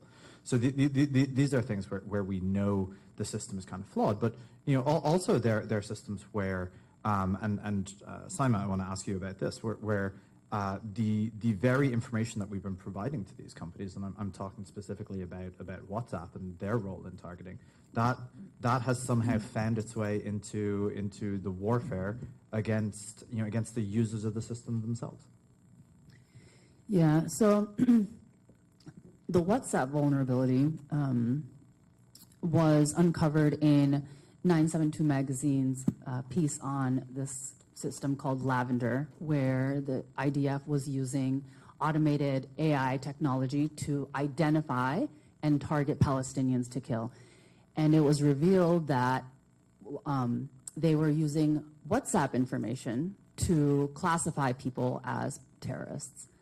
And what they were looking at was whether people, like who people were talking to, whether people were in groups with known militants, so basically accessing group membership of private groups, and possibly even being able to identify where they were located. And Meta's complicity in this is that negligence, right? There is a piece that came out with this reporter, Sam Biddle, who interviewed several Meta employees about whether Meta was aware of the IDF using WhatsApp information and what they were doing about it. And employees talked about this vulnerability that engineers had raised. It's called traffic analysis, where the information, the WhatsApp metadata, can be exposed, and states could be using this information to access this type of information. And Meta's response is basically dismissiveness, right? It's like, we're not going to focus our energies or our resources on addressing these issues, even though they may be of concern. There's also concern whether Meta was actively providing this information to the IDF. So, during this live genocide, Meta is still actively responding to Israel's requests for data. Just in June to December of last year, Israel made 1,067 data requests to Meta, and Meta complied with 80% of those requests during a live genocide. Why are we providing information to a government that is mass murdering people? And at the same time period, how many data requests how much data they provided to Palestinians? 0. So there was a lot of concern on, hey, what is this information that we are actually providing to Israel? Because there is no transparency on that. And Meta claims that they are transparent. They have a transparency center in which they disclosed, they made 1,067 requests. But what in the world is actually in those requests? No information. And yes, there was concern on whether, hey, this WhatsApp information, is that what we're providing them? And until Meta is actually transparent, we're going to conclude the worst, that maybe Meta is actually providing WhatsApp information to the IDF. Well, I remember that there was a question posed to Meta about how do they get this WhatsApp data. And they replied and they said, there are no backdoors in WhatsApp. And it was a really interesting sleight of hand, because the vulnerability that they knew about, that it is known that they knew about, is not technically a backdoor, right? It's a slightly different technical term that they're relying on you not understanding the difference between the two. And they're making it sound like, you know, there's nothing here, when in fact they're saying we didn't specifically put in a thing for Israel, but this known vulnerability, we won't mention it at all. So the, you know, big tech's involvement in genocide and specifically in the Israeli genocide that's happening at the moment is, you know, we're going to get into it with each of these companies, but I want to talk about Cisco's one in particular, because that's a really, I suppose, a really bleak level of participation. Cecile, can you give us a rough rundown of that? Right. So, I mean, I think Cisco's been pretty fortunate this far to have flown under the radar in terms of its complicity and contributions to this genocide. And I think it's because a lot of its work has been behind the scenes. It's been more of the infrastructure. And also, Cisco's done a really good job of, like, hiding behind this facade of, like, benevolence, that they're helping and they're, like, contributing these great ideas to advance, you know, technology in occupied territory. And but they've been actually for over a decade now laying the groundwork for this genocide to happen. As far, you know, maybe even further back than 2013, they were working very closely with the Israeli military. Said they won like $150 million contract with them to install all the communications technology for them. They have they laid down a massive central network of servers, hundreds of what's called unified communication systems for the Israeli military, which basically connects all the data and creates a central place where the military can analyze everything and process all the data. And then more recently, they provide all the a large portion of the servers for David's Citadel, which is Israel's largest underground data center. And it's known to house some of Israel's most secure data, including, you know, stuff like the population registry, which we know is used in these targeted AI attacks.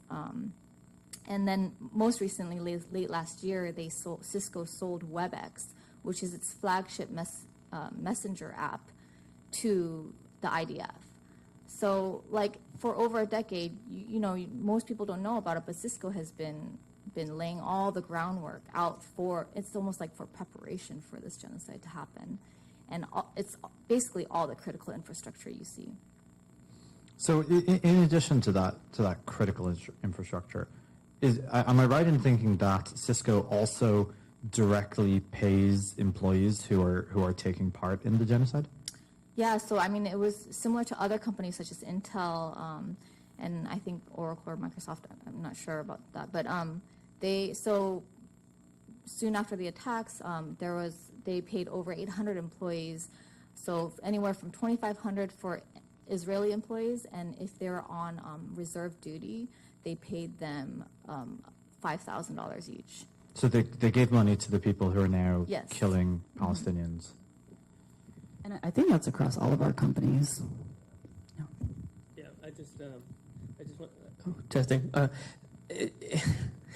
It's really interesting because when you have American companies based in Israel, Israel has a law that these companies have to pay them while they're off doing reserve duty, and so these companies are paying their employees while they're off serving in the IDF. And we're talking tech companies. We're talking soldiers that make hundreds of thousands of dollars a year sniping children.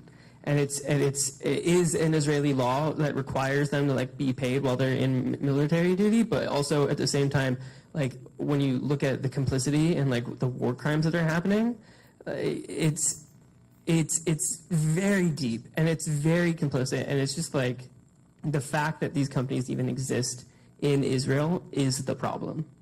So I want to, you know, look at that a little bit, because they are required to pay the military stipend. So the way that Israeli soldiers who are reservists are paid is through their existing payroll system. So if they work at Apple, then they'll be paid at Apple. But they get paid the military stipend. It's Apple making a choice, or Cisco making a choice, or Facebook or Meta making a choice to pay them their full salary, which is far, far in excess of the military stipend that they're legally required to be paid. So it's a choice that they're making. Mm-hmm.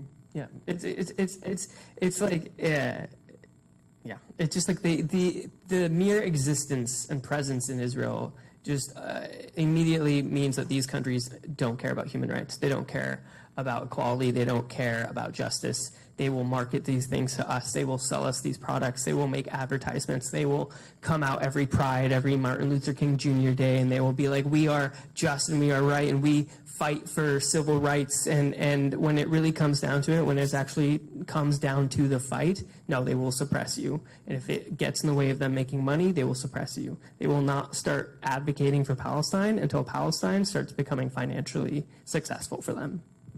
You know, I used to work at Intuit, and I had a coworker who was in the U.S. reserves, and he got called in, and he had been talking to me about how, like, Intuit is so great, how they pay out the full salary.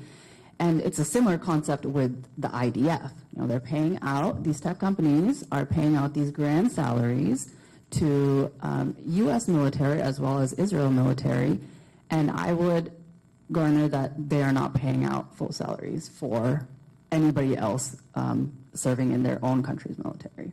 So it's this deep tie of the U.S. and Israel and prioritizing that over any other country when these tech companies are global companies, but so U.S. and Israel focused. I mean, you can sort of think of it as an extension of the apartheid, because of course they are employing Israelis, and they are paying. They're giving good benefits to their employees who are Israelis, but they don't employ Palestinians in the same way, right? They don't have that same.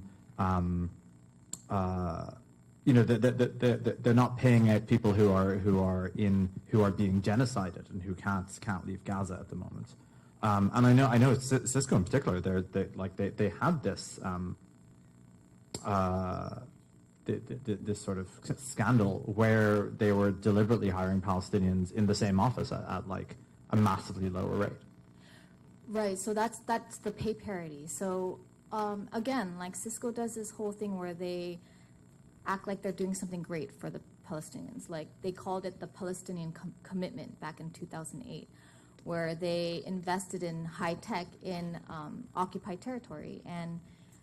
But it's crazy. So basically, Cisco succeeded in setting up this template for other big companies like Intel and Microsoft to follow, where they are basically outsourcing cheap labor to these tech companies, where you have an Israeli employee and a Palestinian employee doing the same work, yet the Israeli employee gets paid $4,000 at a rate of $4,000, and the Palestinian employee gets paid at a rate of $2,500. So almost half that, and then not only that, so they do this through Cisco Israel. So they basically outsource R&D projects from Cisco Israel to these Palestinian employees. So it goes deeper than just the pay parity portion. It's like this economic dependency, placing this economic dependency on their occupier, and it's like it's this weird relationship where they're supposed to be grateful for this, and then not only that, there's a technological. So Cisco inserts their technological dependency by like investing $10 million to install Cisco equipment into these Palestinian startups, and so they just become embedded and dependent on the people who are oppressing them. People don't realize that like Palestinians, like they love tech, and there are a lot of when it comes to engineers, like software engineers, there's a way bigger percentage. I don't even know what the percentage is of female software engineers, and there was in Gaza before like all of this happened. It's 40%. Yes, thank you. It's huge. So it's massive. It's massive, and so it's like when we look at tech and we look at Palestine. It's really easy to think of Palestine as like this far off thing that like is, like something that you don't want to think about. But Israel has modeled itself as the Silicon Valley of the Middle East for a reason. And they know that it is an industry that is ever growing, ever evolving, constantly changing, so they can always stay on top of things, right? And so it's like and they use their privilege to uphold white supremacy within the tech industry, and by doing so, allow racism and apartheid to spread through all of these companies at a global scale. And I think the question here is, we all have television offices at our former employers, but what is the makeup of Arab employees and Israeli employees? And I think that is a big crux of the issue that, that we talk about, the influence of specific leaders at these companies. And I had spoken to one of my former colleagues who was an Arab in the Tel Aviv office, and I was shocked by the representation of Arabs. It was I don't remember the exact number, but it was in the single-digit percentages. And post October 7th, the backlash and the hostility and the intimidation that this former colleague of mine experienced actually caused him to request a relocation outside of the country to another Meta office. So the people that are, the Arabs that are there in the Tel Aviv office, they experience so much intimidation and are ultimately even driven out.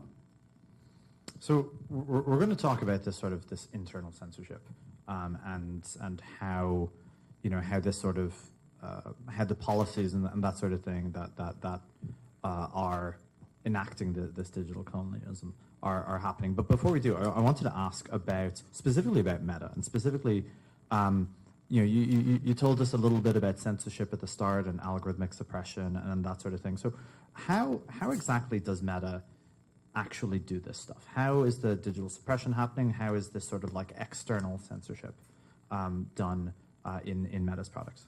Yeah. So Meta is an interesting one because there is so many different ways that suppression is happening. Employees actually put together a 47-page report detailing all of these policy, product, and internal issues that were causing this large spread censorship on our platforms. I'm going to touch on some of the big ones. So in terms of policy, the two big ones are Zionism as a proxy for Jewishness. And I think that's a big crux of the problem in the whole movement, that conflation of Zionism with Jewishness. And Meta has adopted that policy, and that is what causes so many of our posts to be taken down and so many accounts to even be permanently banned. And the other big one is graphic violence. So that's going to either get you demoted or have your content taken down, or... Okay. Let me try putting it back on this. Is that better? Okay. So, and during times of a genocide, graphic violence is what needs to be shown. And Meta is determining, no, that's not what we want people to see. Another big one is in line with the Zionism as a proxy, just this concept of who they determine is can and cannot be seen on the platforms. So we have the DOI policy, which is the dangerous organizations and individuals. And it is very much modeled after, it is almost completely modeled after what the U.S. determines is a dangerous individual. And as we know, the U.S. and Israel are very tied into determining what that is. And they have determined that Hamas is the terrorist organization, and Netanyahu in Israel is not. And that is probably one of the biggest ways that censorship is occurring and stuff is being taken down. So you will get, if you praise Hamas, and I have this list of ways they classify.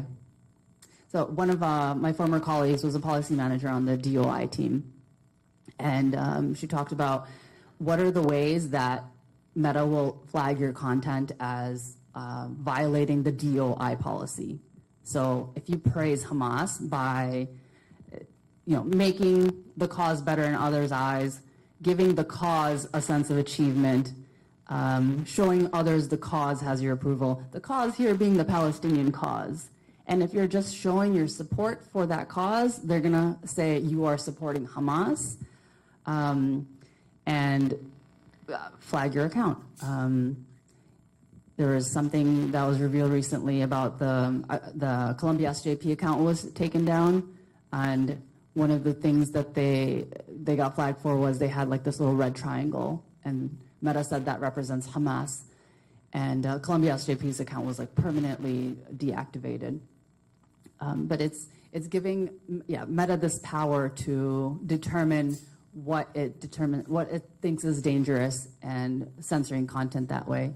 And then we get into, so policy is the big one. Then we get into product issues like biases. And I would say the biggest problem there is just negligence, right? They have so many content moderation issues and people are trying to flag them, but Meta's basically not caring. You know, internally and externally, people are saying, hey, can you address this? How are you resourcing it to fix it?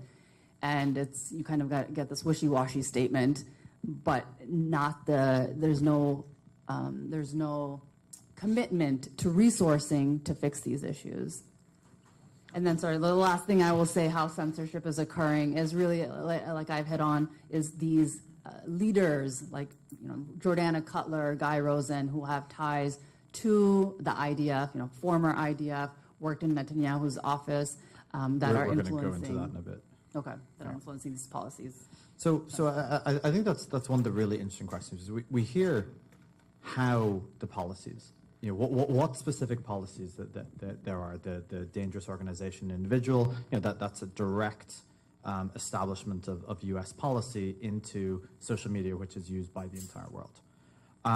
But one of the things that we don't see, or that people don't see outside of these tech companies, is exactly the mechanisms that these policies get enacted internally. So No Tech for Apartheid, which Zelda is a member of, was one of the first organizations that came out to talk about exactly what is happening internally and how these pro-Israel, these Zionist policies get enacted. Like, what can you tell us about that? Yeah, so back in December of 2023, there was a Medium post that was posted by No Tech for Apartheid that talked about the abuse and retaliation that was happening against Palestinian, Arab, and Muslim Google workers who, just by virtue of being Palestinian, Muslim, or Arab, not being given the same sort of space to be able to mourn their dead and their martyrs, and to be able to have even sympathy for the fact that there are Palestinians who have had family lost, that killed by the IDF, and you can't really say that out loud. And so, in December of 2023, in talking about like Palestinian women software engineers, May Ubaid is a Palestinian software engineer who was killed by an Israeli airstrike. And she was part of a Google startups founded program called the Gaza Sky Geeks. And she and her whole family were martyred in an Israeli airstrike. And we as Google workers put together this vigil in New York City and in Seattle and in California to honor her martyrdom and to create a space for us to mourn. And it's in instances like those in which Zionists will start to somehow, as they do, completely flip the script and say that we're doing some anti-Semitic business because we're talking about Google's role through Project Nimbus, which is a $1.2 billion contract with the Israeli military and government between Google and Amazon that provide them with a local cloud infrastructure and AI. And so we also see the weaponization of anti-Zionism as anti-Semitism internally, and Zionists will reference their own statement saying that conflating these two as a reason as to why you can't express any sort of criticism for the Israeli military and government, and that means that you can't say like, hey, Israel is killing too many Palestinians, Israel is killing so many Palestinians, we also just shouldn't have military contracts, and they'll point out that's anti-Semitic. Yes, and they will say that is anti-Semitic. they say that bringing up any sort of like military contract concerns is, and specifically because it's against Israel, they'll point at other Google military contracts and say, why aren't you guys fighting against this? And I'm like, well, people have fought, and those kinds of people are the same people who are currently in No Tech for Apartheid and who are workers who are speaking up against it. We see yeah, go ahead. Sorry, I want to ask about that because we sort of skipped over that question earlier, which is my fault.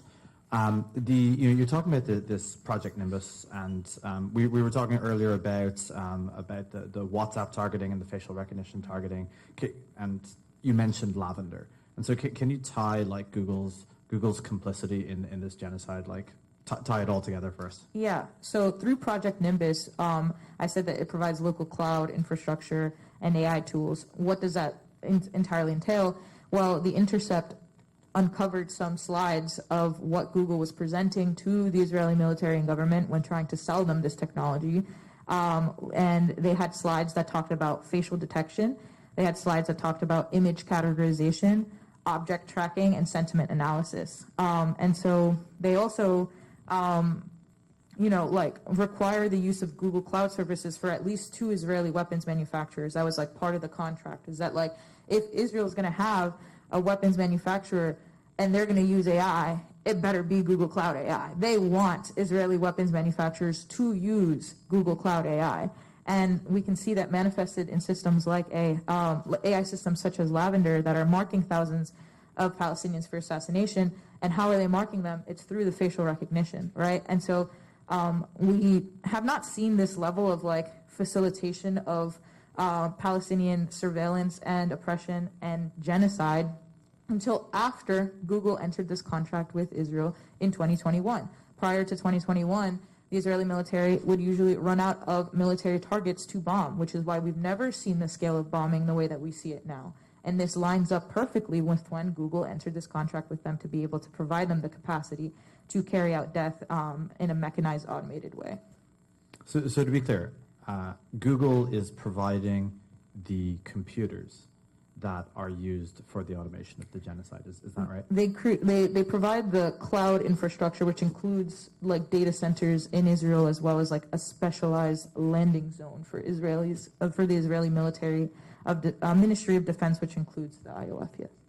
Okay, so we're seeing that there's people have been talking about this sort of like internal censorship that they're feeling, but clearly there's a genocide going on. There's a lot of people being killed, and whether or not you even agree that it's a genocide, no one on this table disputes that. But people are saying it out there. But even if you say that, there's a lot of people that have been killed, and Google bans military use of their cloud, right? Am I misunderstanding that? Yeah, I would say so. They've recently this year entered new contracts with the U.S. Department of Defense to provide them with AI as well. So I think in the past there has been employee labor organizing that has tried to get Google to drop prior contracts such as Project Maven, but it seems like they've been completely rolling back any of those decisions to not engage in military contracts because we live in a capitalist world where they are just trying to make money, even if it's at the expense of human lives. So I think that's really an interesting question because I think it's worth thinking about, is it just capitalism? Because in the stories that I've heard you tell, that I've heard all of you tell, there's actually people who are extremely pro the suppression of Palestinian content, the shutting down of workers, the weaponizing of HR in particular is a thing that we've heard about. So you mentioned a bunch of times, we can't say this, we can't say this. What specifically are the mechanisms that they use to prevent you from doing that? Yeah.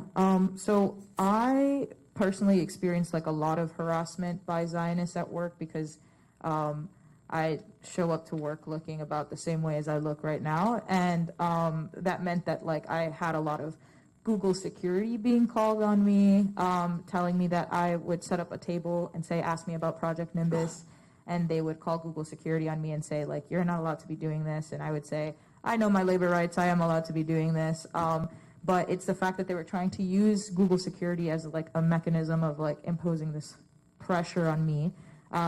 They would also, file mass complaints against me in HR. They would also like weaponize the HR systems, which goes against Google's code of conduct and community guidelines, by encouraging other people to mass report me for sitting there and tabling, or for, like putting out flyers and such. So I think that, and then because we know that there are some words that are censored internally that you're just not allowed to say. You're not allowed to say the word genocide because the post will get locked and taken down. You're not allowed to talk about extremely disruptive content. And so sometimes when we would want to just talk about news, there are certain internal spaces that you are kind of more allowed to talk about things, talk about like news of the company. So people would be like, look, Google's in the news for some more really terrible anti-Palestinian stuff that they're doing. And Zionists, knowing that we're not allowed to say certain words or get too disruptive, would come in and start being like, what about the raping? What about like all of this misinformation, which just like isn't true? But now the topic of the conversation isn't trying to teach workers about Google's complicity in the genocide. It's now talking about these mass rapes. And it completely shifts the topic of the conversation, gets the thread completely locked down, sometimes deleted. No one wants to engage with it anymore because they're afraid, oh, if I bring this up, they're just going to talk about this and then they're going to silence me in that way. And we saw that happen a lot internally, where like they know what the hot words are the same way that we know, to sort of like avoid them and to work around them. And they would intentionally bring those words into the conversation as a way to effectively silence any of the communication about it internally. And did they experience any consequences for this? No, I filed 14 HR concerns for a lot of harassment, including it got to the point where I was being stalked by someone, and all of those people still work at Google, and I was arrested and fired for a sit-in in April, which is even though I still have these like open complaints against these people because they never closed them. I got doxxed as well, so that's a really good opportunity to talk about what just happened at Microsoft with our friend Hassam, right? Like he sent a company-wide email to folks, and in the email he said, "From the river to the sea, Palestine will always be free," and he was sent hundreds of vile messages from Zionists calling him a terrorist.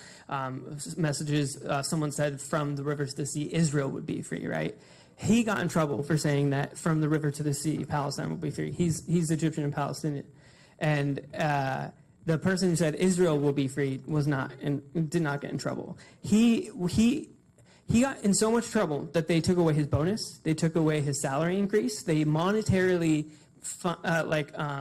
penalized him because of his view on support of Palestine. And then systemically, the Zionists, hundreds of Zionists who are saying worse things by far, were not like affected at all. And this is a systemic thing that is happening across all of big tech, across all of our companies. And it is a sign of what happens when you normalize relations with Israel. When you allow that racism to thrive in one corporate office, it's going to thrive elsewhere. So it's happening in all of our and I mean, Hassam just got fired. Yeah, and he literally got fired. He got fired last week for hosting a vigil.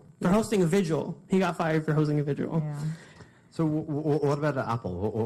What's the internal suppression like there? Oh God. Okay. Well, so it's really interesting too, because you have Meta, you have Cisco, you have Google, you have all these companies that have like these military contracts with the IDF, and then very physical, tangible evidence of like collusion and being included in this genocide and this apartheid.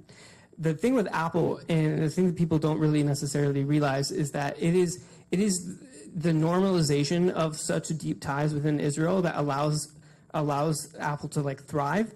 And in 2017, Apple purchased an Israeli startup for facial recognition. Your Face ID on your phone is coming from technology that was based in Israel that was made to survey Palestinians. It's such a deep tie, right? And people don't want to talk about Apple, rightly so, because there are like a lot of other companies that are a little bit more complicit in the violence and the death. But when you have this company that is as pristine as Apple, that is so commonly used across the entire friggin' world, right? a company that says we believe in social justice, right? In 2020, after George Floyd died, they started a racial equity justice initiative. They started selling Pan-African, like this is a Pan-African watch band. I bought it because it's the same colors as the Palestinian flag. But like, they market themselves so well to be the company that you want to love, to be the company that offers you prestige. You don't want to have a green bubble. You want to have the blue bubble. Your friends are going to make fun of you if you have a green bubble. And it's just like, when you just kind of like accept that and be like, okay, yeah, like I really like Apple. They're a really good company. You dive into the racism. It's horrific. And it's like so on November 1st last year, they shut down the Muslim Slack channel.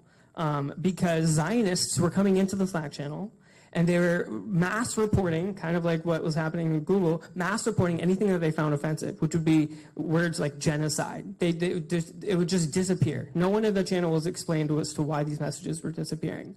And they kept reporting things to a point where Apple was like, you know what, we're going to shut this channel down.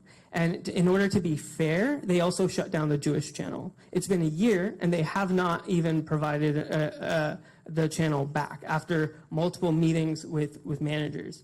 And Apple does not want to set foot. They don't want to touch the subject with a 10-foot pole, despite having opened in Israel in 2012.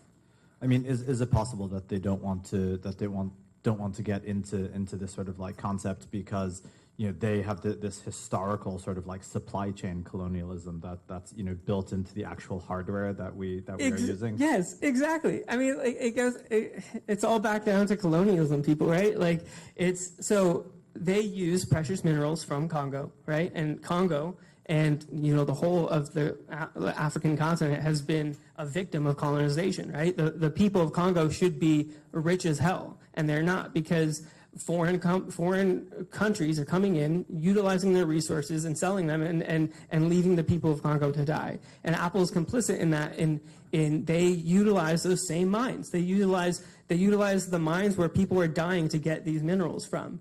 And so one big thing that you will have seen in this past year, so like there's been a lot of fight about cobalt, right? Apple's made this like grand stand saying that we use 100% recycled cobalt now, right? And they might use 100% recycled cobalt today, this year. It literally just started, but they also still use precious metals like coltan. Coltan is a mineral that is used in the chip processors. It conducts electricity very quickly with very low heat when it's reduced to a fine powder. And so they are trying to make this, again, PR, public image. We use 100% recycled cobalt. Tim Cook did an interview with Dua Lipa, where Dua Lipa was like, can you promise that the phone is made with 100% recycled cobalt and isn't a product of child slavery? And Tim Cook was like, yes. Because he wants you to think that Apple is the good guy. He wants you to believe that the product that you're holding in your phone, the product that everyone admires, is a product of goodness and justness, and is not a product of colonialization or violence or war, when they are so deeply complicit in all of those things, and they really use inclusion and diversity as their best marketing tactic. So we are running out of time because it's such good content. But let's finish this topic out on the censorship, because Meta has been one of the major offenders of shutting down conversation internally for Palestine. And I feel that they have a lot of special features in their internal censorship that I think people should know about. Yeah. And I agree with you. It's this illusion of DEI that I find wildly problematic. So with Meta, I always say that internal censorship is a reflection of the external censorship. Our products are only going to be as good as the people that are building them. And if you are suppressing diverse voices, the pro-Palestinian voices, people of color's voices, those biases are going to be built into your products. Paint a little story. Back in October, November, so many of us at Meta were alarmed at how much suppression of Palestinian content was happening. Well, we had our friends messaging us like, whoa, what is going on? Content being taken down, as well as friends being doxxed. My friends were receiving like hate messages, like death threats. And we had been trying to talk to different product teams about all these different issues. The bullying and harassment, the content takedown, shadow bans, AI biases, WhatsApp stickers showing Palestinian boys holding guns, the Palestinian flag being translated as terrorist, going down all these like rabbit holes to kind of, it was like whack-a-mole. So we decided to, let's start compiling some of this information together. And we got even more alarmed when, I think the biggest source of alarm came when we found that our posts were being taken down, were being deleted. Not just about product issues. Like once I posted your article link, and I was like, hey, the public's concerned about this. They just deleted the entire post altogether. They banned posting the link to Paul Biggar's article. So they don't want to deal with the conversations around it. But besides the product issues, it was the simple things like my colleague lost family members in Gaza, and if I tried to offer condolences to him, just to say, hey, I'm sorry you lost your family, I'm praying for you, the post was deleted. We had, and that is just like, it just shakes you. Like, it is like, what is going on? I can't offer condolences. condolences. Was it the same for both sides? Was the same thing happened to Israelis? No, and this is, it's the double-sidedness of it. Not just with Israel, I also, even with Ukraine, right? Like, there's an outpouring of support. And there's no issues talking about it. When October 7th happened, all the leaders offered condolences. We compiled a huge list of all the sentiments that were offered to Israeli civilians as well as Israeli colleagues, saying, hey, we're with you if you need to take time, all of this stuff. Then in the days following, like, no word for Palestinians. So we are here in our and this is, mind you, this is in our employee resource groups. We're not spamming the whole company. This is in our Muslim employee resource group, Palestinians employee resource group. We are just trying to find comfort in each other and raise some of these issues. We had one of our colleagues that lost 47 family members. And to not even be able to offer condolences, like, that's the crux of the issue. How are we going to solve any of these product issues when we cannot even mention Palestinian lives? The bias is so apparent. And so we ended up writing a letter. I helped circulate this letter addressing, calling that out for like the one-sided sentiments, for censoring our voices, for not providing support to Palestinians, and for not addressing all of these product concerns. And I emailed like a list, like the Muslims listserv, people that had RSVP'd to this vigil that Meta had forced us to cancel. And when leaders found out about this letter, that was addressed to Meta leaders. They deleted the letter. They took it down. They kicked me out, disabled my system access, put me under investigation for 2 months, saying I violated community guidelines. The community guidelines is that you can't talk about Palestine because it's a disruptive topic. And then ultimately, when I returned to work, continued my advocacy.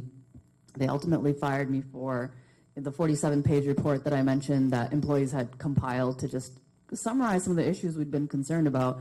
I made a personal copy of that after seeing they deleted the letter, even went into people's trash cans and delete the letter, like any record of it. So I was like, damn, this is a great report. I don't want it deleted. So I made a personal copy of it, and they fired me for that. Never mind that they're not going to address the contents of that report, but no, they're going to fire me for just making a personal copy of it. So can I say something? Go for it. Okay.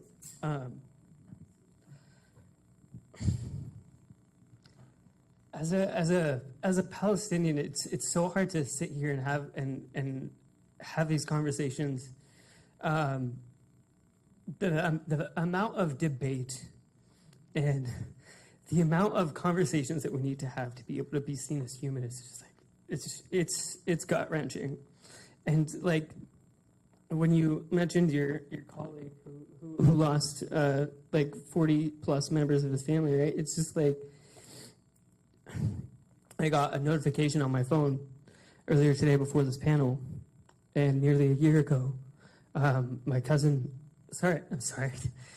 A year ago, my cousin Abdul Rahman was killed for collecting rainwater, and it was just, and it's so weird, he's one of almost over a dozen family members I lost in this past year.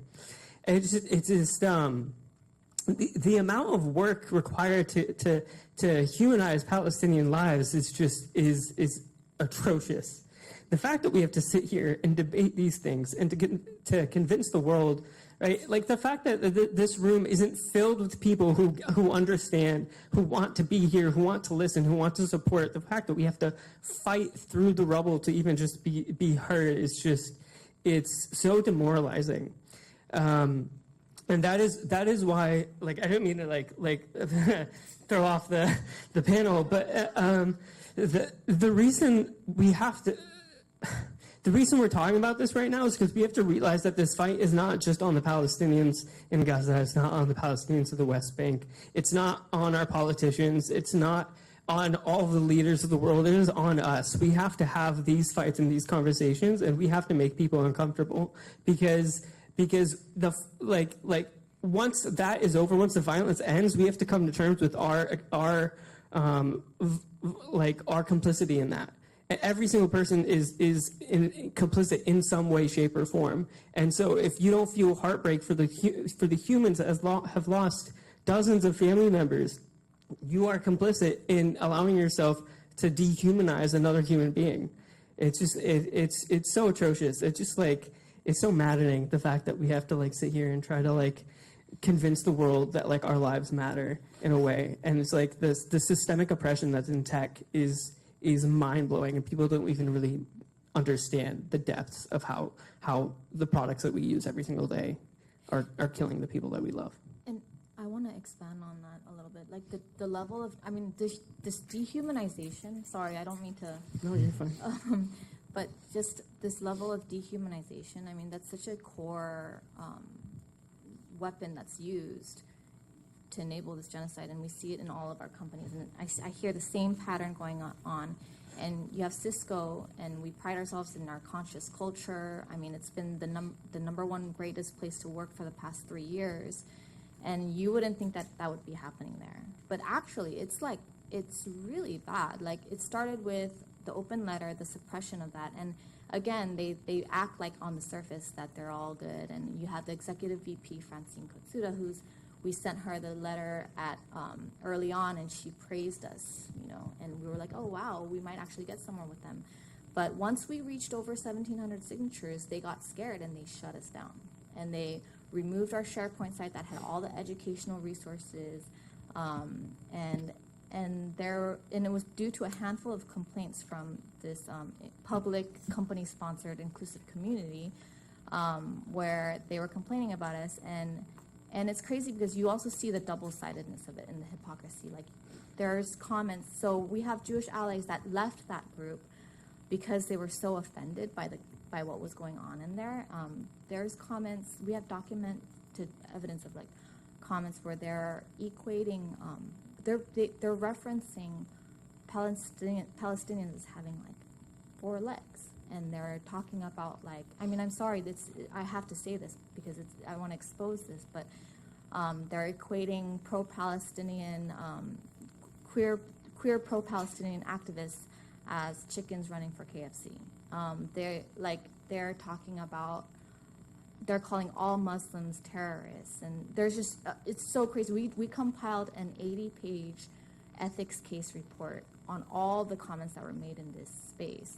And meanwhile, they have a senior VP moderating this space, Talski Rao, who didn't say a single word. If anything, he encouraged them to file mass ER cases against all of us. And then on top of all that, so we didn't hear, basically pretty much nothing happened. We had 60 people sign on to this group ethics case on all this gross dehumanization going on. Within, I mean, this is a public inclusive community. You need company approval to get this space going. And meanwhile, there's this sales event that happens where Francine, the executive VP, takes a picture with the Palestinian network at Cisco community group members, and they're all wearing this shirt that they had with the map of Palestine and in Arabic lettering over it. And she didn't so she took this and they posted on LinkedIn. They got all these positive feedback, and then same handful of people start complaining. And she, within hours, she enters that WebEx space, apologize, like offering her heartfelt apologies for taking a picture with a symbol of hate or bias. I mean, it is crazy, like the contrast with which the speed and like, whereas we have this 60-person ethics case documenting them, that those same people calling Palestinians, equating them to animals, and nothing, no response. 2 months, just dismissiveness, no apology, nothing. And it's ongoing right now. Like, there was a company-wide Cisco event that happened, or company-wide Cisco meeting that happened virtually a couple weeks ago, and we put messages in there about it, and this is the way. Like, we have to be rude. We have to be outspoken and rude in order to get our voices heard, and that's the only way. Like, being polite and going through the proper channels doesn't work anymore. Yeah, I really wanted to like echo, like, you know, the call of what Palestinian trade unions have made for us as workers here in the core of Empire, right?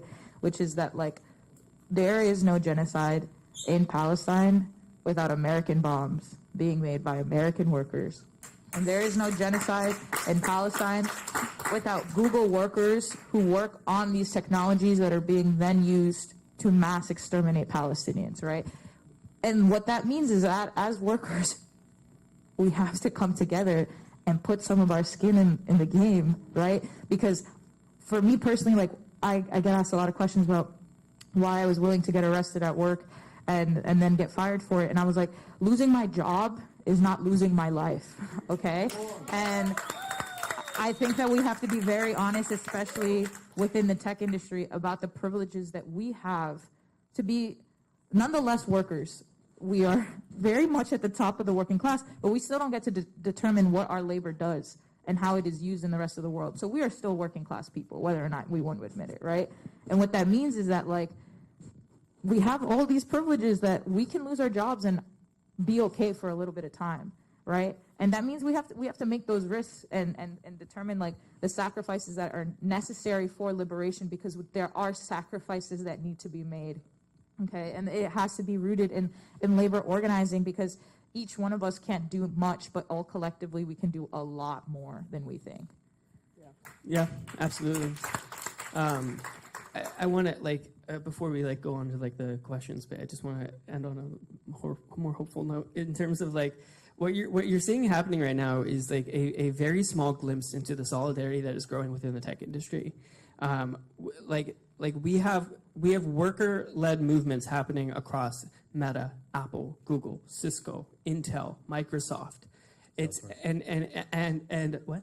Salesforce. It's Salesforce, right? And so and what's happening is you have Project Nimbus and you have No Tech for Apartheid, which represents simply just Amazon and Google. But one of the most exciting things that's happening right now in tech is that we're very close to launching an organization called Tech Divestment Network, which is literally aimed to get the tech industry to divest from Israeli apartheid. And, like, we are showing a solid force of solidarity, and to show these executives that we do not want to be involved in your genocidal, white supremacist, capitalistic hellscape of a world. We want a world that we can actually build for the people, by the people. And, like, it's like that is what we want. And when it comes to Professor Butch's, Professor Ware's panel earlier, right? The end of empire. The end of empire includes ending the control of tech in our lives and allowing ourselves to really, like, fight back. Yeah. And I just want to, talk about inspiration within the tech worker space. We've been retaliated, but I can say for myself, and I think you all would agree with me, I would do it 1,000,000 times over. Absolutely. Absolutely. What is a paycheck compared to losing your humanity? And this is what I want to say to tech workers. Don't be afraid of losing a job, especially when you're a worker that's so well paid that you will be fine. You will be fine for a long time. You will have high skills. You will find another job. But how can you sit there and collect money from a company that is contributing to a genocide and say, oh, it is what it is, or that there's only so much that I can do. How are you able to sleep at night? How are you able to justify that? What will you tell the children 30 years from now when there was a genocide occurring and the massive complicity of these companies? What did you do? We care about ourselves so much, and it's like if we cared about the world will take care of ourselves. And I think it's like these tech companies, they're so good at creating like this fog of confusion amongst tech workers. People that see it so clearly, we are really put down and made to feel like the crazy ones, right? Like the number of people that I had say to me, like, are you okay? Like, you need to take care of your mental health. And I'm just like, are you okay? Why are you not more affected by this? Yeah, the ones that don't care about this are the mentally ill. Yeah. So I think it's just like, get out of that fog, right? Our companies, our companies are masters at covering up and, prettying up what's actually happening and keeping you in chains by the pretty paycheck and the pretty glitzy lights.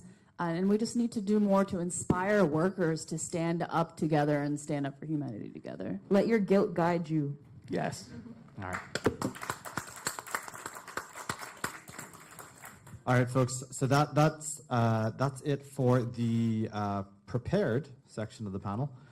We have a little over 45 minutes for audience questions. Oh, something is happening. Maybe closer to 30. Okay, yeah, you got it. Yeah. Just to make sure we're on schedule. Okay, we've closer to 30 minutes for audience questions. How do we get the mics to people? Okay. Thank you. Thank you. All right. Are we going to do sets of 3? No, we'll do one question at a time. Oh, one question at a time. Here we go. That's all right. Actually, I don't have a question. I just want to let you know something. I'm, by the way, Jill and Butch's campaign manager, Jason Call here. This is not a campaign event. This is not a campaign event. I'm just letting you know. I'm just identifying myself. Got it. Okay. So I talked with a Boeing management worker who quit over the genocide because they are mixed Palestinian and Jewish, and they have internal evidence of discrimination at Boeing with internal chats where pro-Palestinian comments are being deleted, whereas pro-Israel comments are being allowed to stand. And she said that they're brutal comments and they're being allowed to stand, and also has evidence that their sustainability department is complete bunk. So, the things that you are talking about in the tech industry, they are going on in other industries as well. And I really think that we're coming to a crux of where those workers are. And this was high-level management within that department, and just said, I'm out of here. So I think that sea change is coming that you're talking about. I just wanted to say that. Yeah. The things that we have seen in a single tech company are things that every tech company you talk to, and I think it's true of almost every company across the industry or across the industries, where there is things like senior Zionist leadership, the weaponization of HR and Jewish ERGs are things that we've seen at every company. Weaponization of anti-Semitism. These are the fact that a lot of these companies have an awful lot of Israeli employees, and the majority of those Israeli employees who actually were in the IDF, who were actually participating in that genocide, is something that we, when we get beyond this and we can look back a little bit and do the recounting, we're going to see this, that this was true across almost every company in America. And I think there's a big one is community guidelines. You can't talk about disruptive topics, and they've labeled Palestine as a disruptive topic.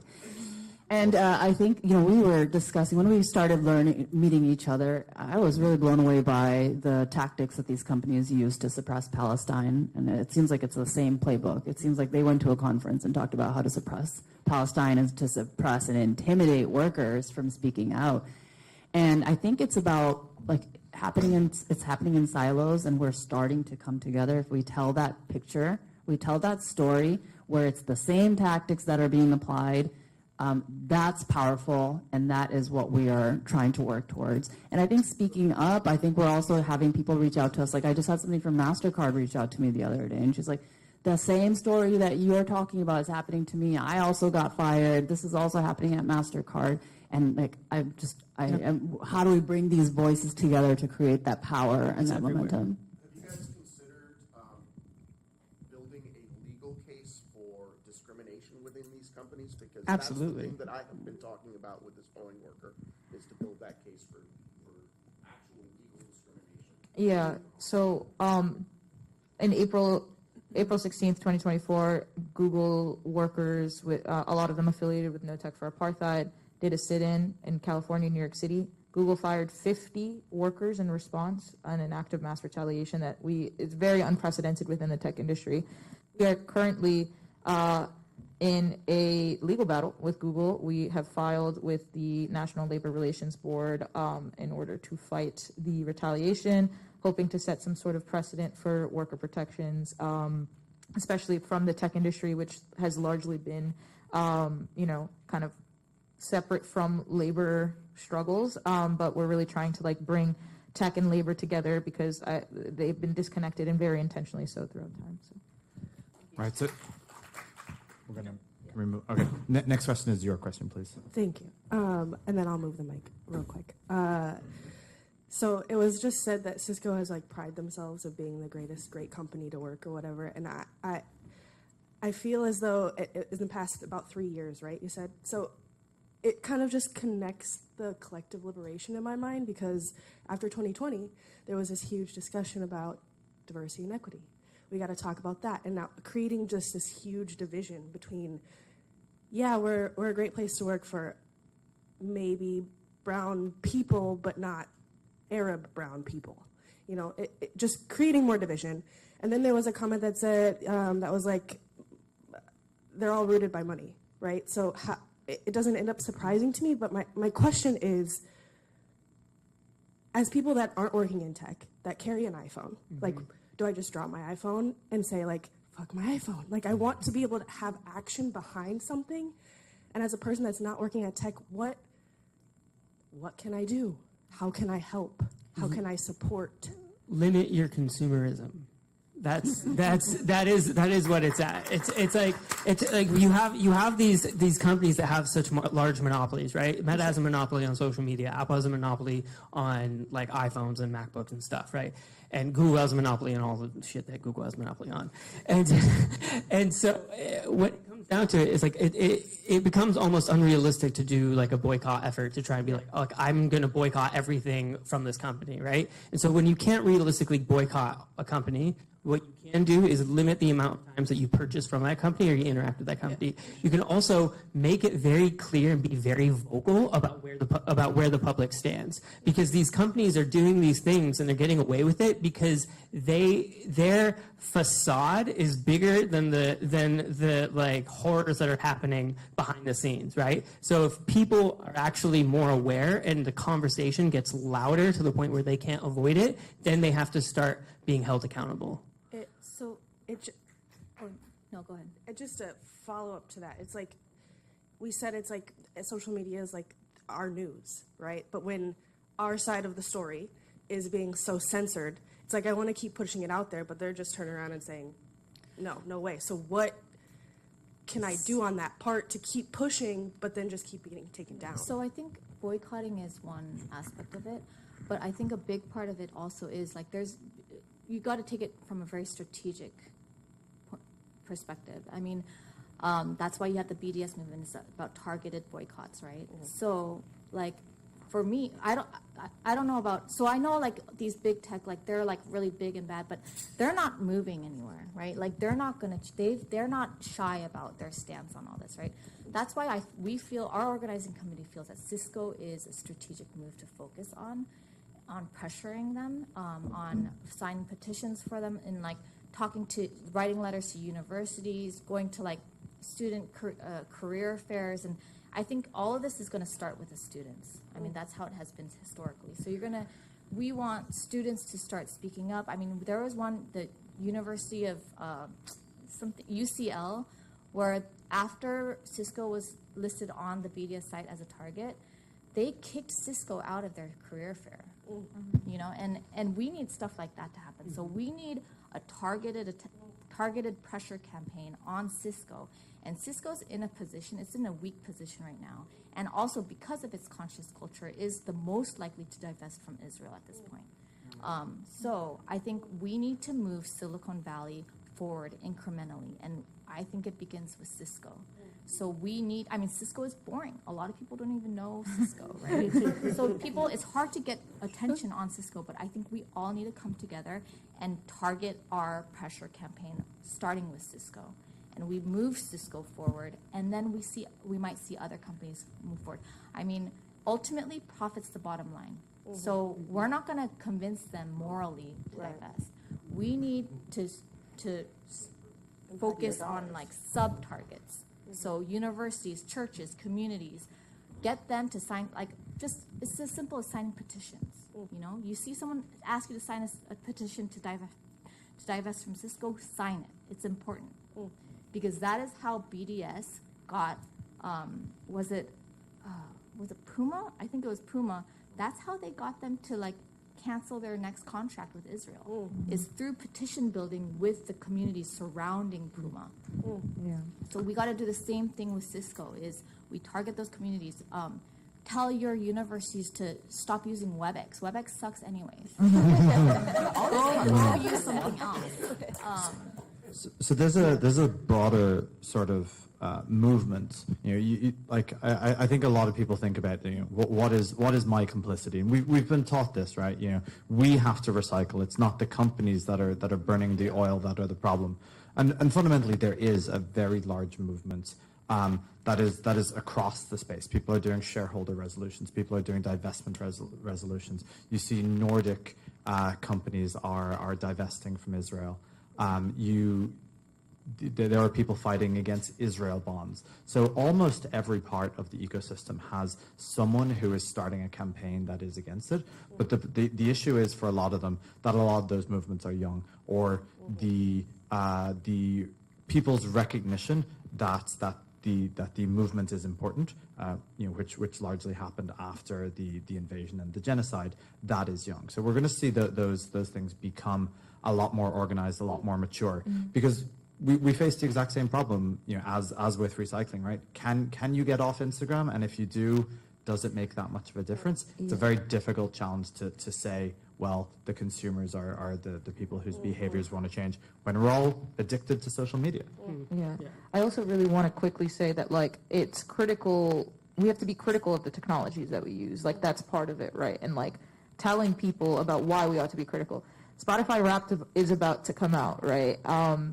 People love Spotify Wrapped, and that is very successful rebranding of data surveillance techniques. So it's being then sold back to you as a user, and then you will go and then be an ad for Spotify for like whoever knows how much longer, right? And so it's like just asking yourself these questions about, like, they're telling me stuff about me with my own data. Why don't I have access to my own data?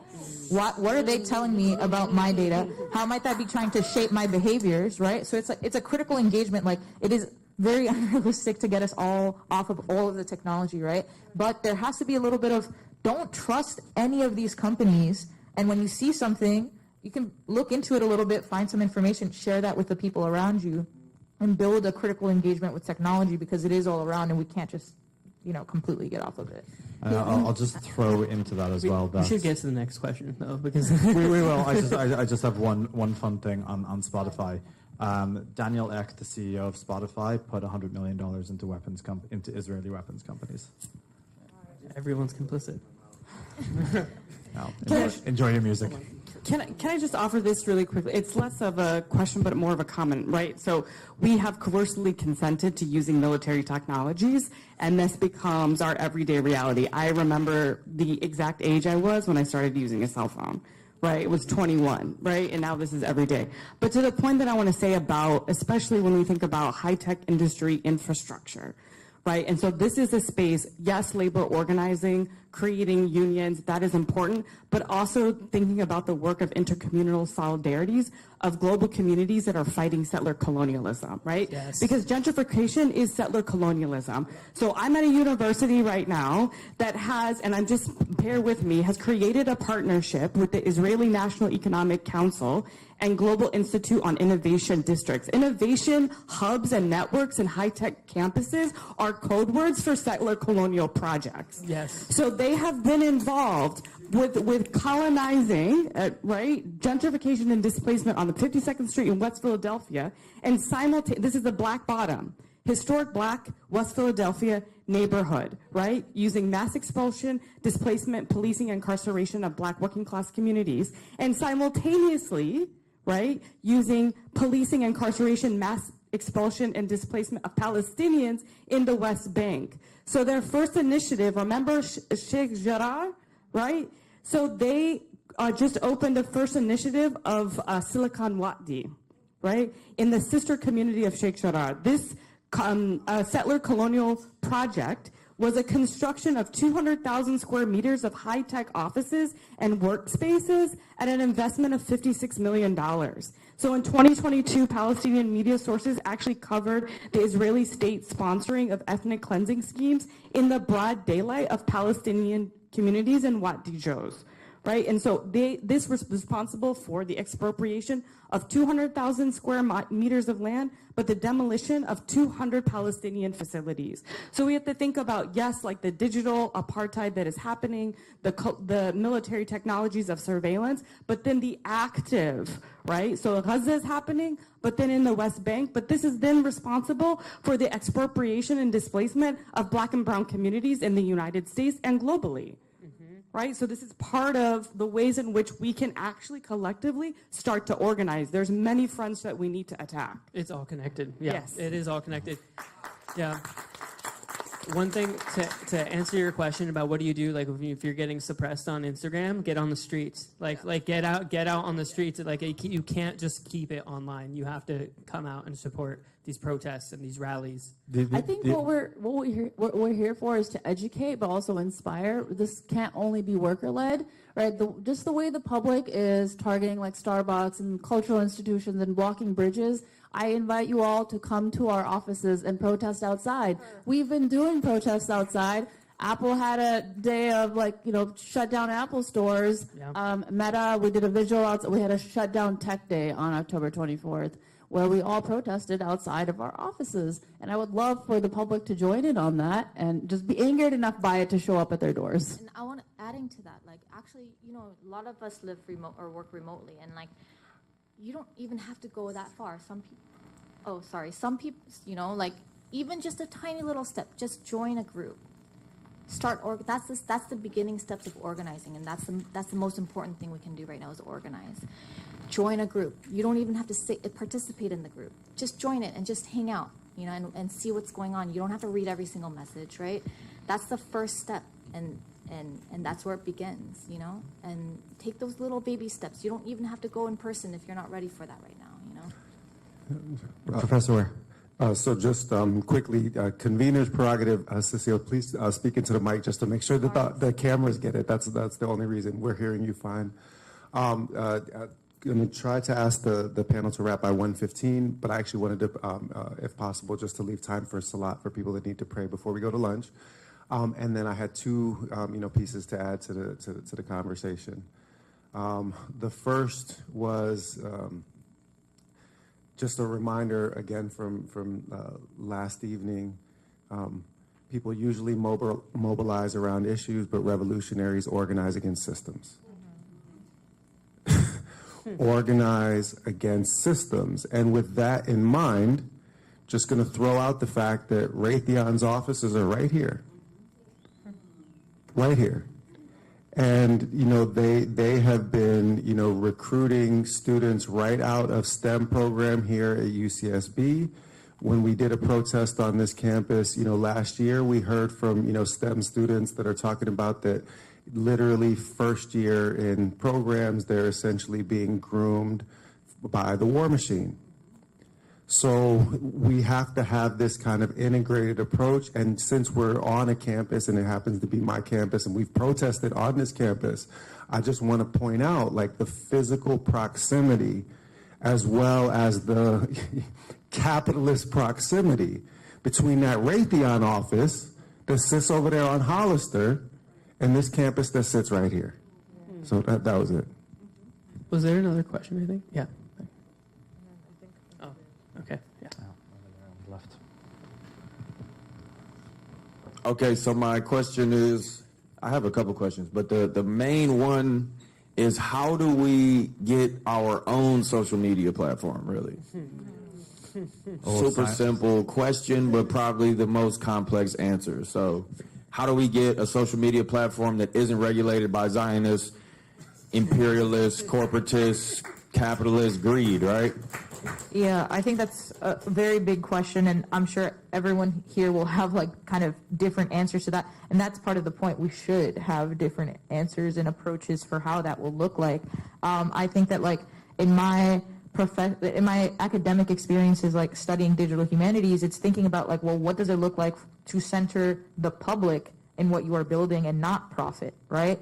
And what does it look like for the community to continue to be part of these technologies that are being built rather than separate from them or extracted by them, right? And I think from the people who know how to build technology right now, how can we build technology in a way that teaches other people how it is built? I go back a lot to the example of MySpace, where people learned a little bit about how to build the technology when they were on the technology, right? And we've just completely gone further and further away from that original kind of social media where you can learn how to customize and do all this stuff. And now it's you can maybe press a couple filters and such to control it, but you don't know how any of those technologies are being built the same way. And so I think that our job as people who build technology is to build it differently, to try to teach people, because ultimately the public can't demand what they don't know about how they want technology to be. And so there is an educative component that is very necessary here about having people know more about how technology is built. And I'm not saying that means that every single one of you in here has to learn how to become a coder, but you should know what you can ask of a coder to be able to do and not do. And I think that that's, touches into a lot of educational restructuring that we need, because our education infrastructure, especially here in the United States, is really, really bad, and they don't want you to learn things, right? So some of this is also you need to read. We need to read. Everybody needs to read, and we all have to challenge ourselves to learn more. I will say that you don't even need to know how to code.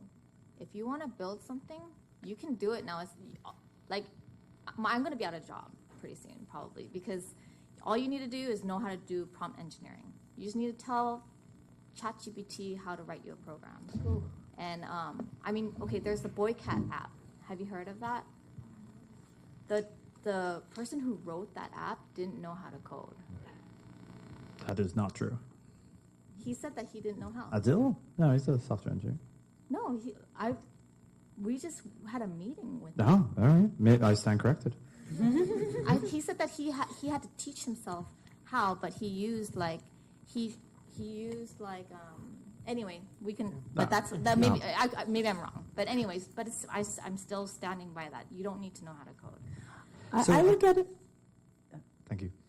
So I think one of the challenges that we have in this idea of we just need to build something new. So, I run Tech for Palestine. This is what Tech for Palestine does. We start new initiatives to address all of these problems.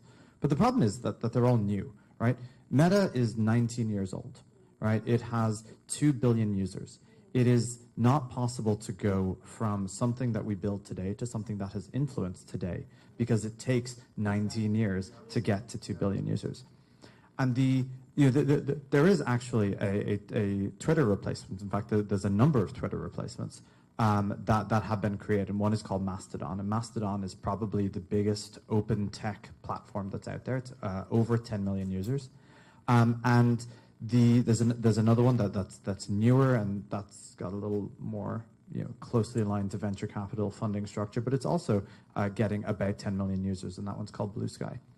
And the challenge is that at the same time that they were being created and they were growing, Meta created Threads, and Threads now has 100 million users, right? Because it has that platform, it's able to leverage the advanced advertising networks, the advanced profit networks that it has to build them, and it can push that straight into growth. And so what we're actually dealing with, it's not just that the tech industry is complicit, but the tech industry is shaped in such a way that growth is the only thing that matters. And community tech is just inherently difficult to get users. We were talking about it with influencers earlier, that this thing Mastodon exists, and if you go onto Mastodon, you will have no followers, you will have no algorithms to push your content out. There's no way to grow in the way that people have on Reels or on TikTok or that sort of thing, because it removes these sort of like colonial aspects of the technology that we're talking about. Those are the same things that even we as advocates and activists want, because we want our voices to be out there. So fundamentally, I think that we're going to find it a lot harder to have these sort of like, I suppose what I'm trying to say is there's no easy answer to that question. There's no easy answer to how do we build our own thing, because the things that are not our own thing, the things that are owned by these giant corporations, those corporations are giant because they figured it out, and they figured out how to monetize it and how to turn that back into growth. They have 100,000 employees who work to get us addicted to these products. They did from the very start. The Meta started, it was Facebook, 2005.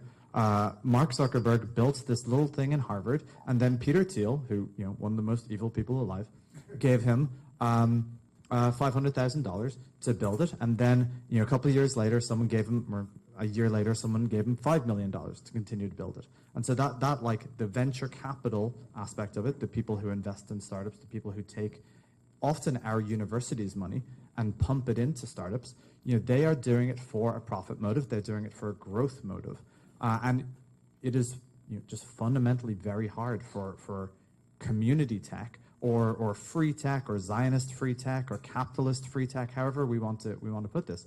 It is just that much harder. When you free Palestine, you free us from capitalism. When you do that, we free us from these awful social media platforms that control us. So I think that there's one more question. We have like 5 minutes. Okay. Yeah, back here. There's two. Quick question. So, do you need another best friend? Because So I think this is going to be our last question. So let's make the answer good and we'll call it there. Huh? Oh, well, when you free Palestine, you will free us from capitalism, and when you do that, you can free us from the social media that controls us. Nice. Amen. Nice. All right, final question over here. Outstanding. Thank you guys so much for being here. This was like one of the best panels I've ever listened to, and I'm not even just saying that, just to say it. So thank you.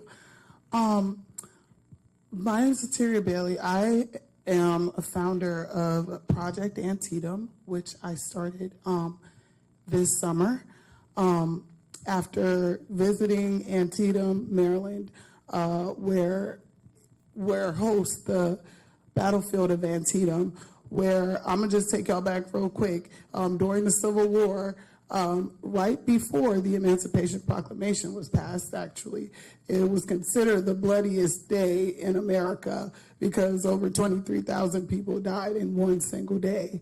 And that battle was the start of what I would say on a global scale, indiscriminate killings, because it brought about new weapons that had never been used before, that literally ruined the soldiers. Like, you would get a bullet and die because of the way the bullet went through you, because of how poor the technology was then.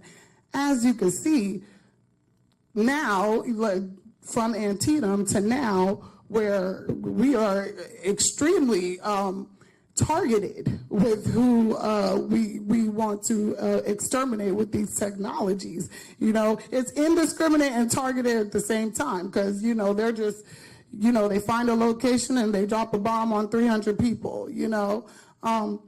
So my question to you guys is, and I'm not even sure if you can answer this, but how can us people who are in that world of activism, who are aware of the issues that are going on, use our smaller platforms to hold these tech giants accountable?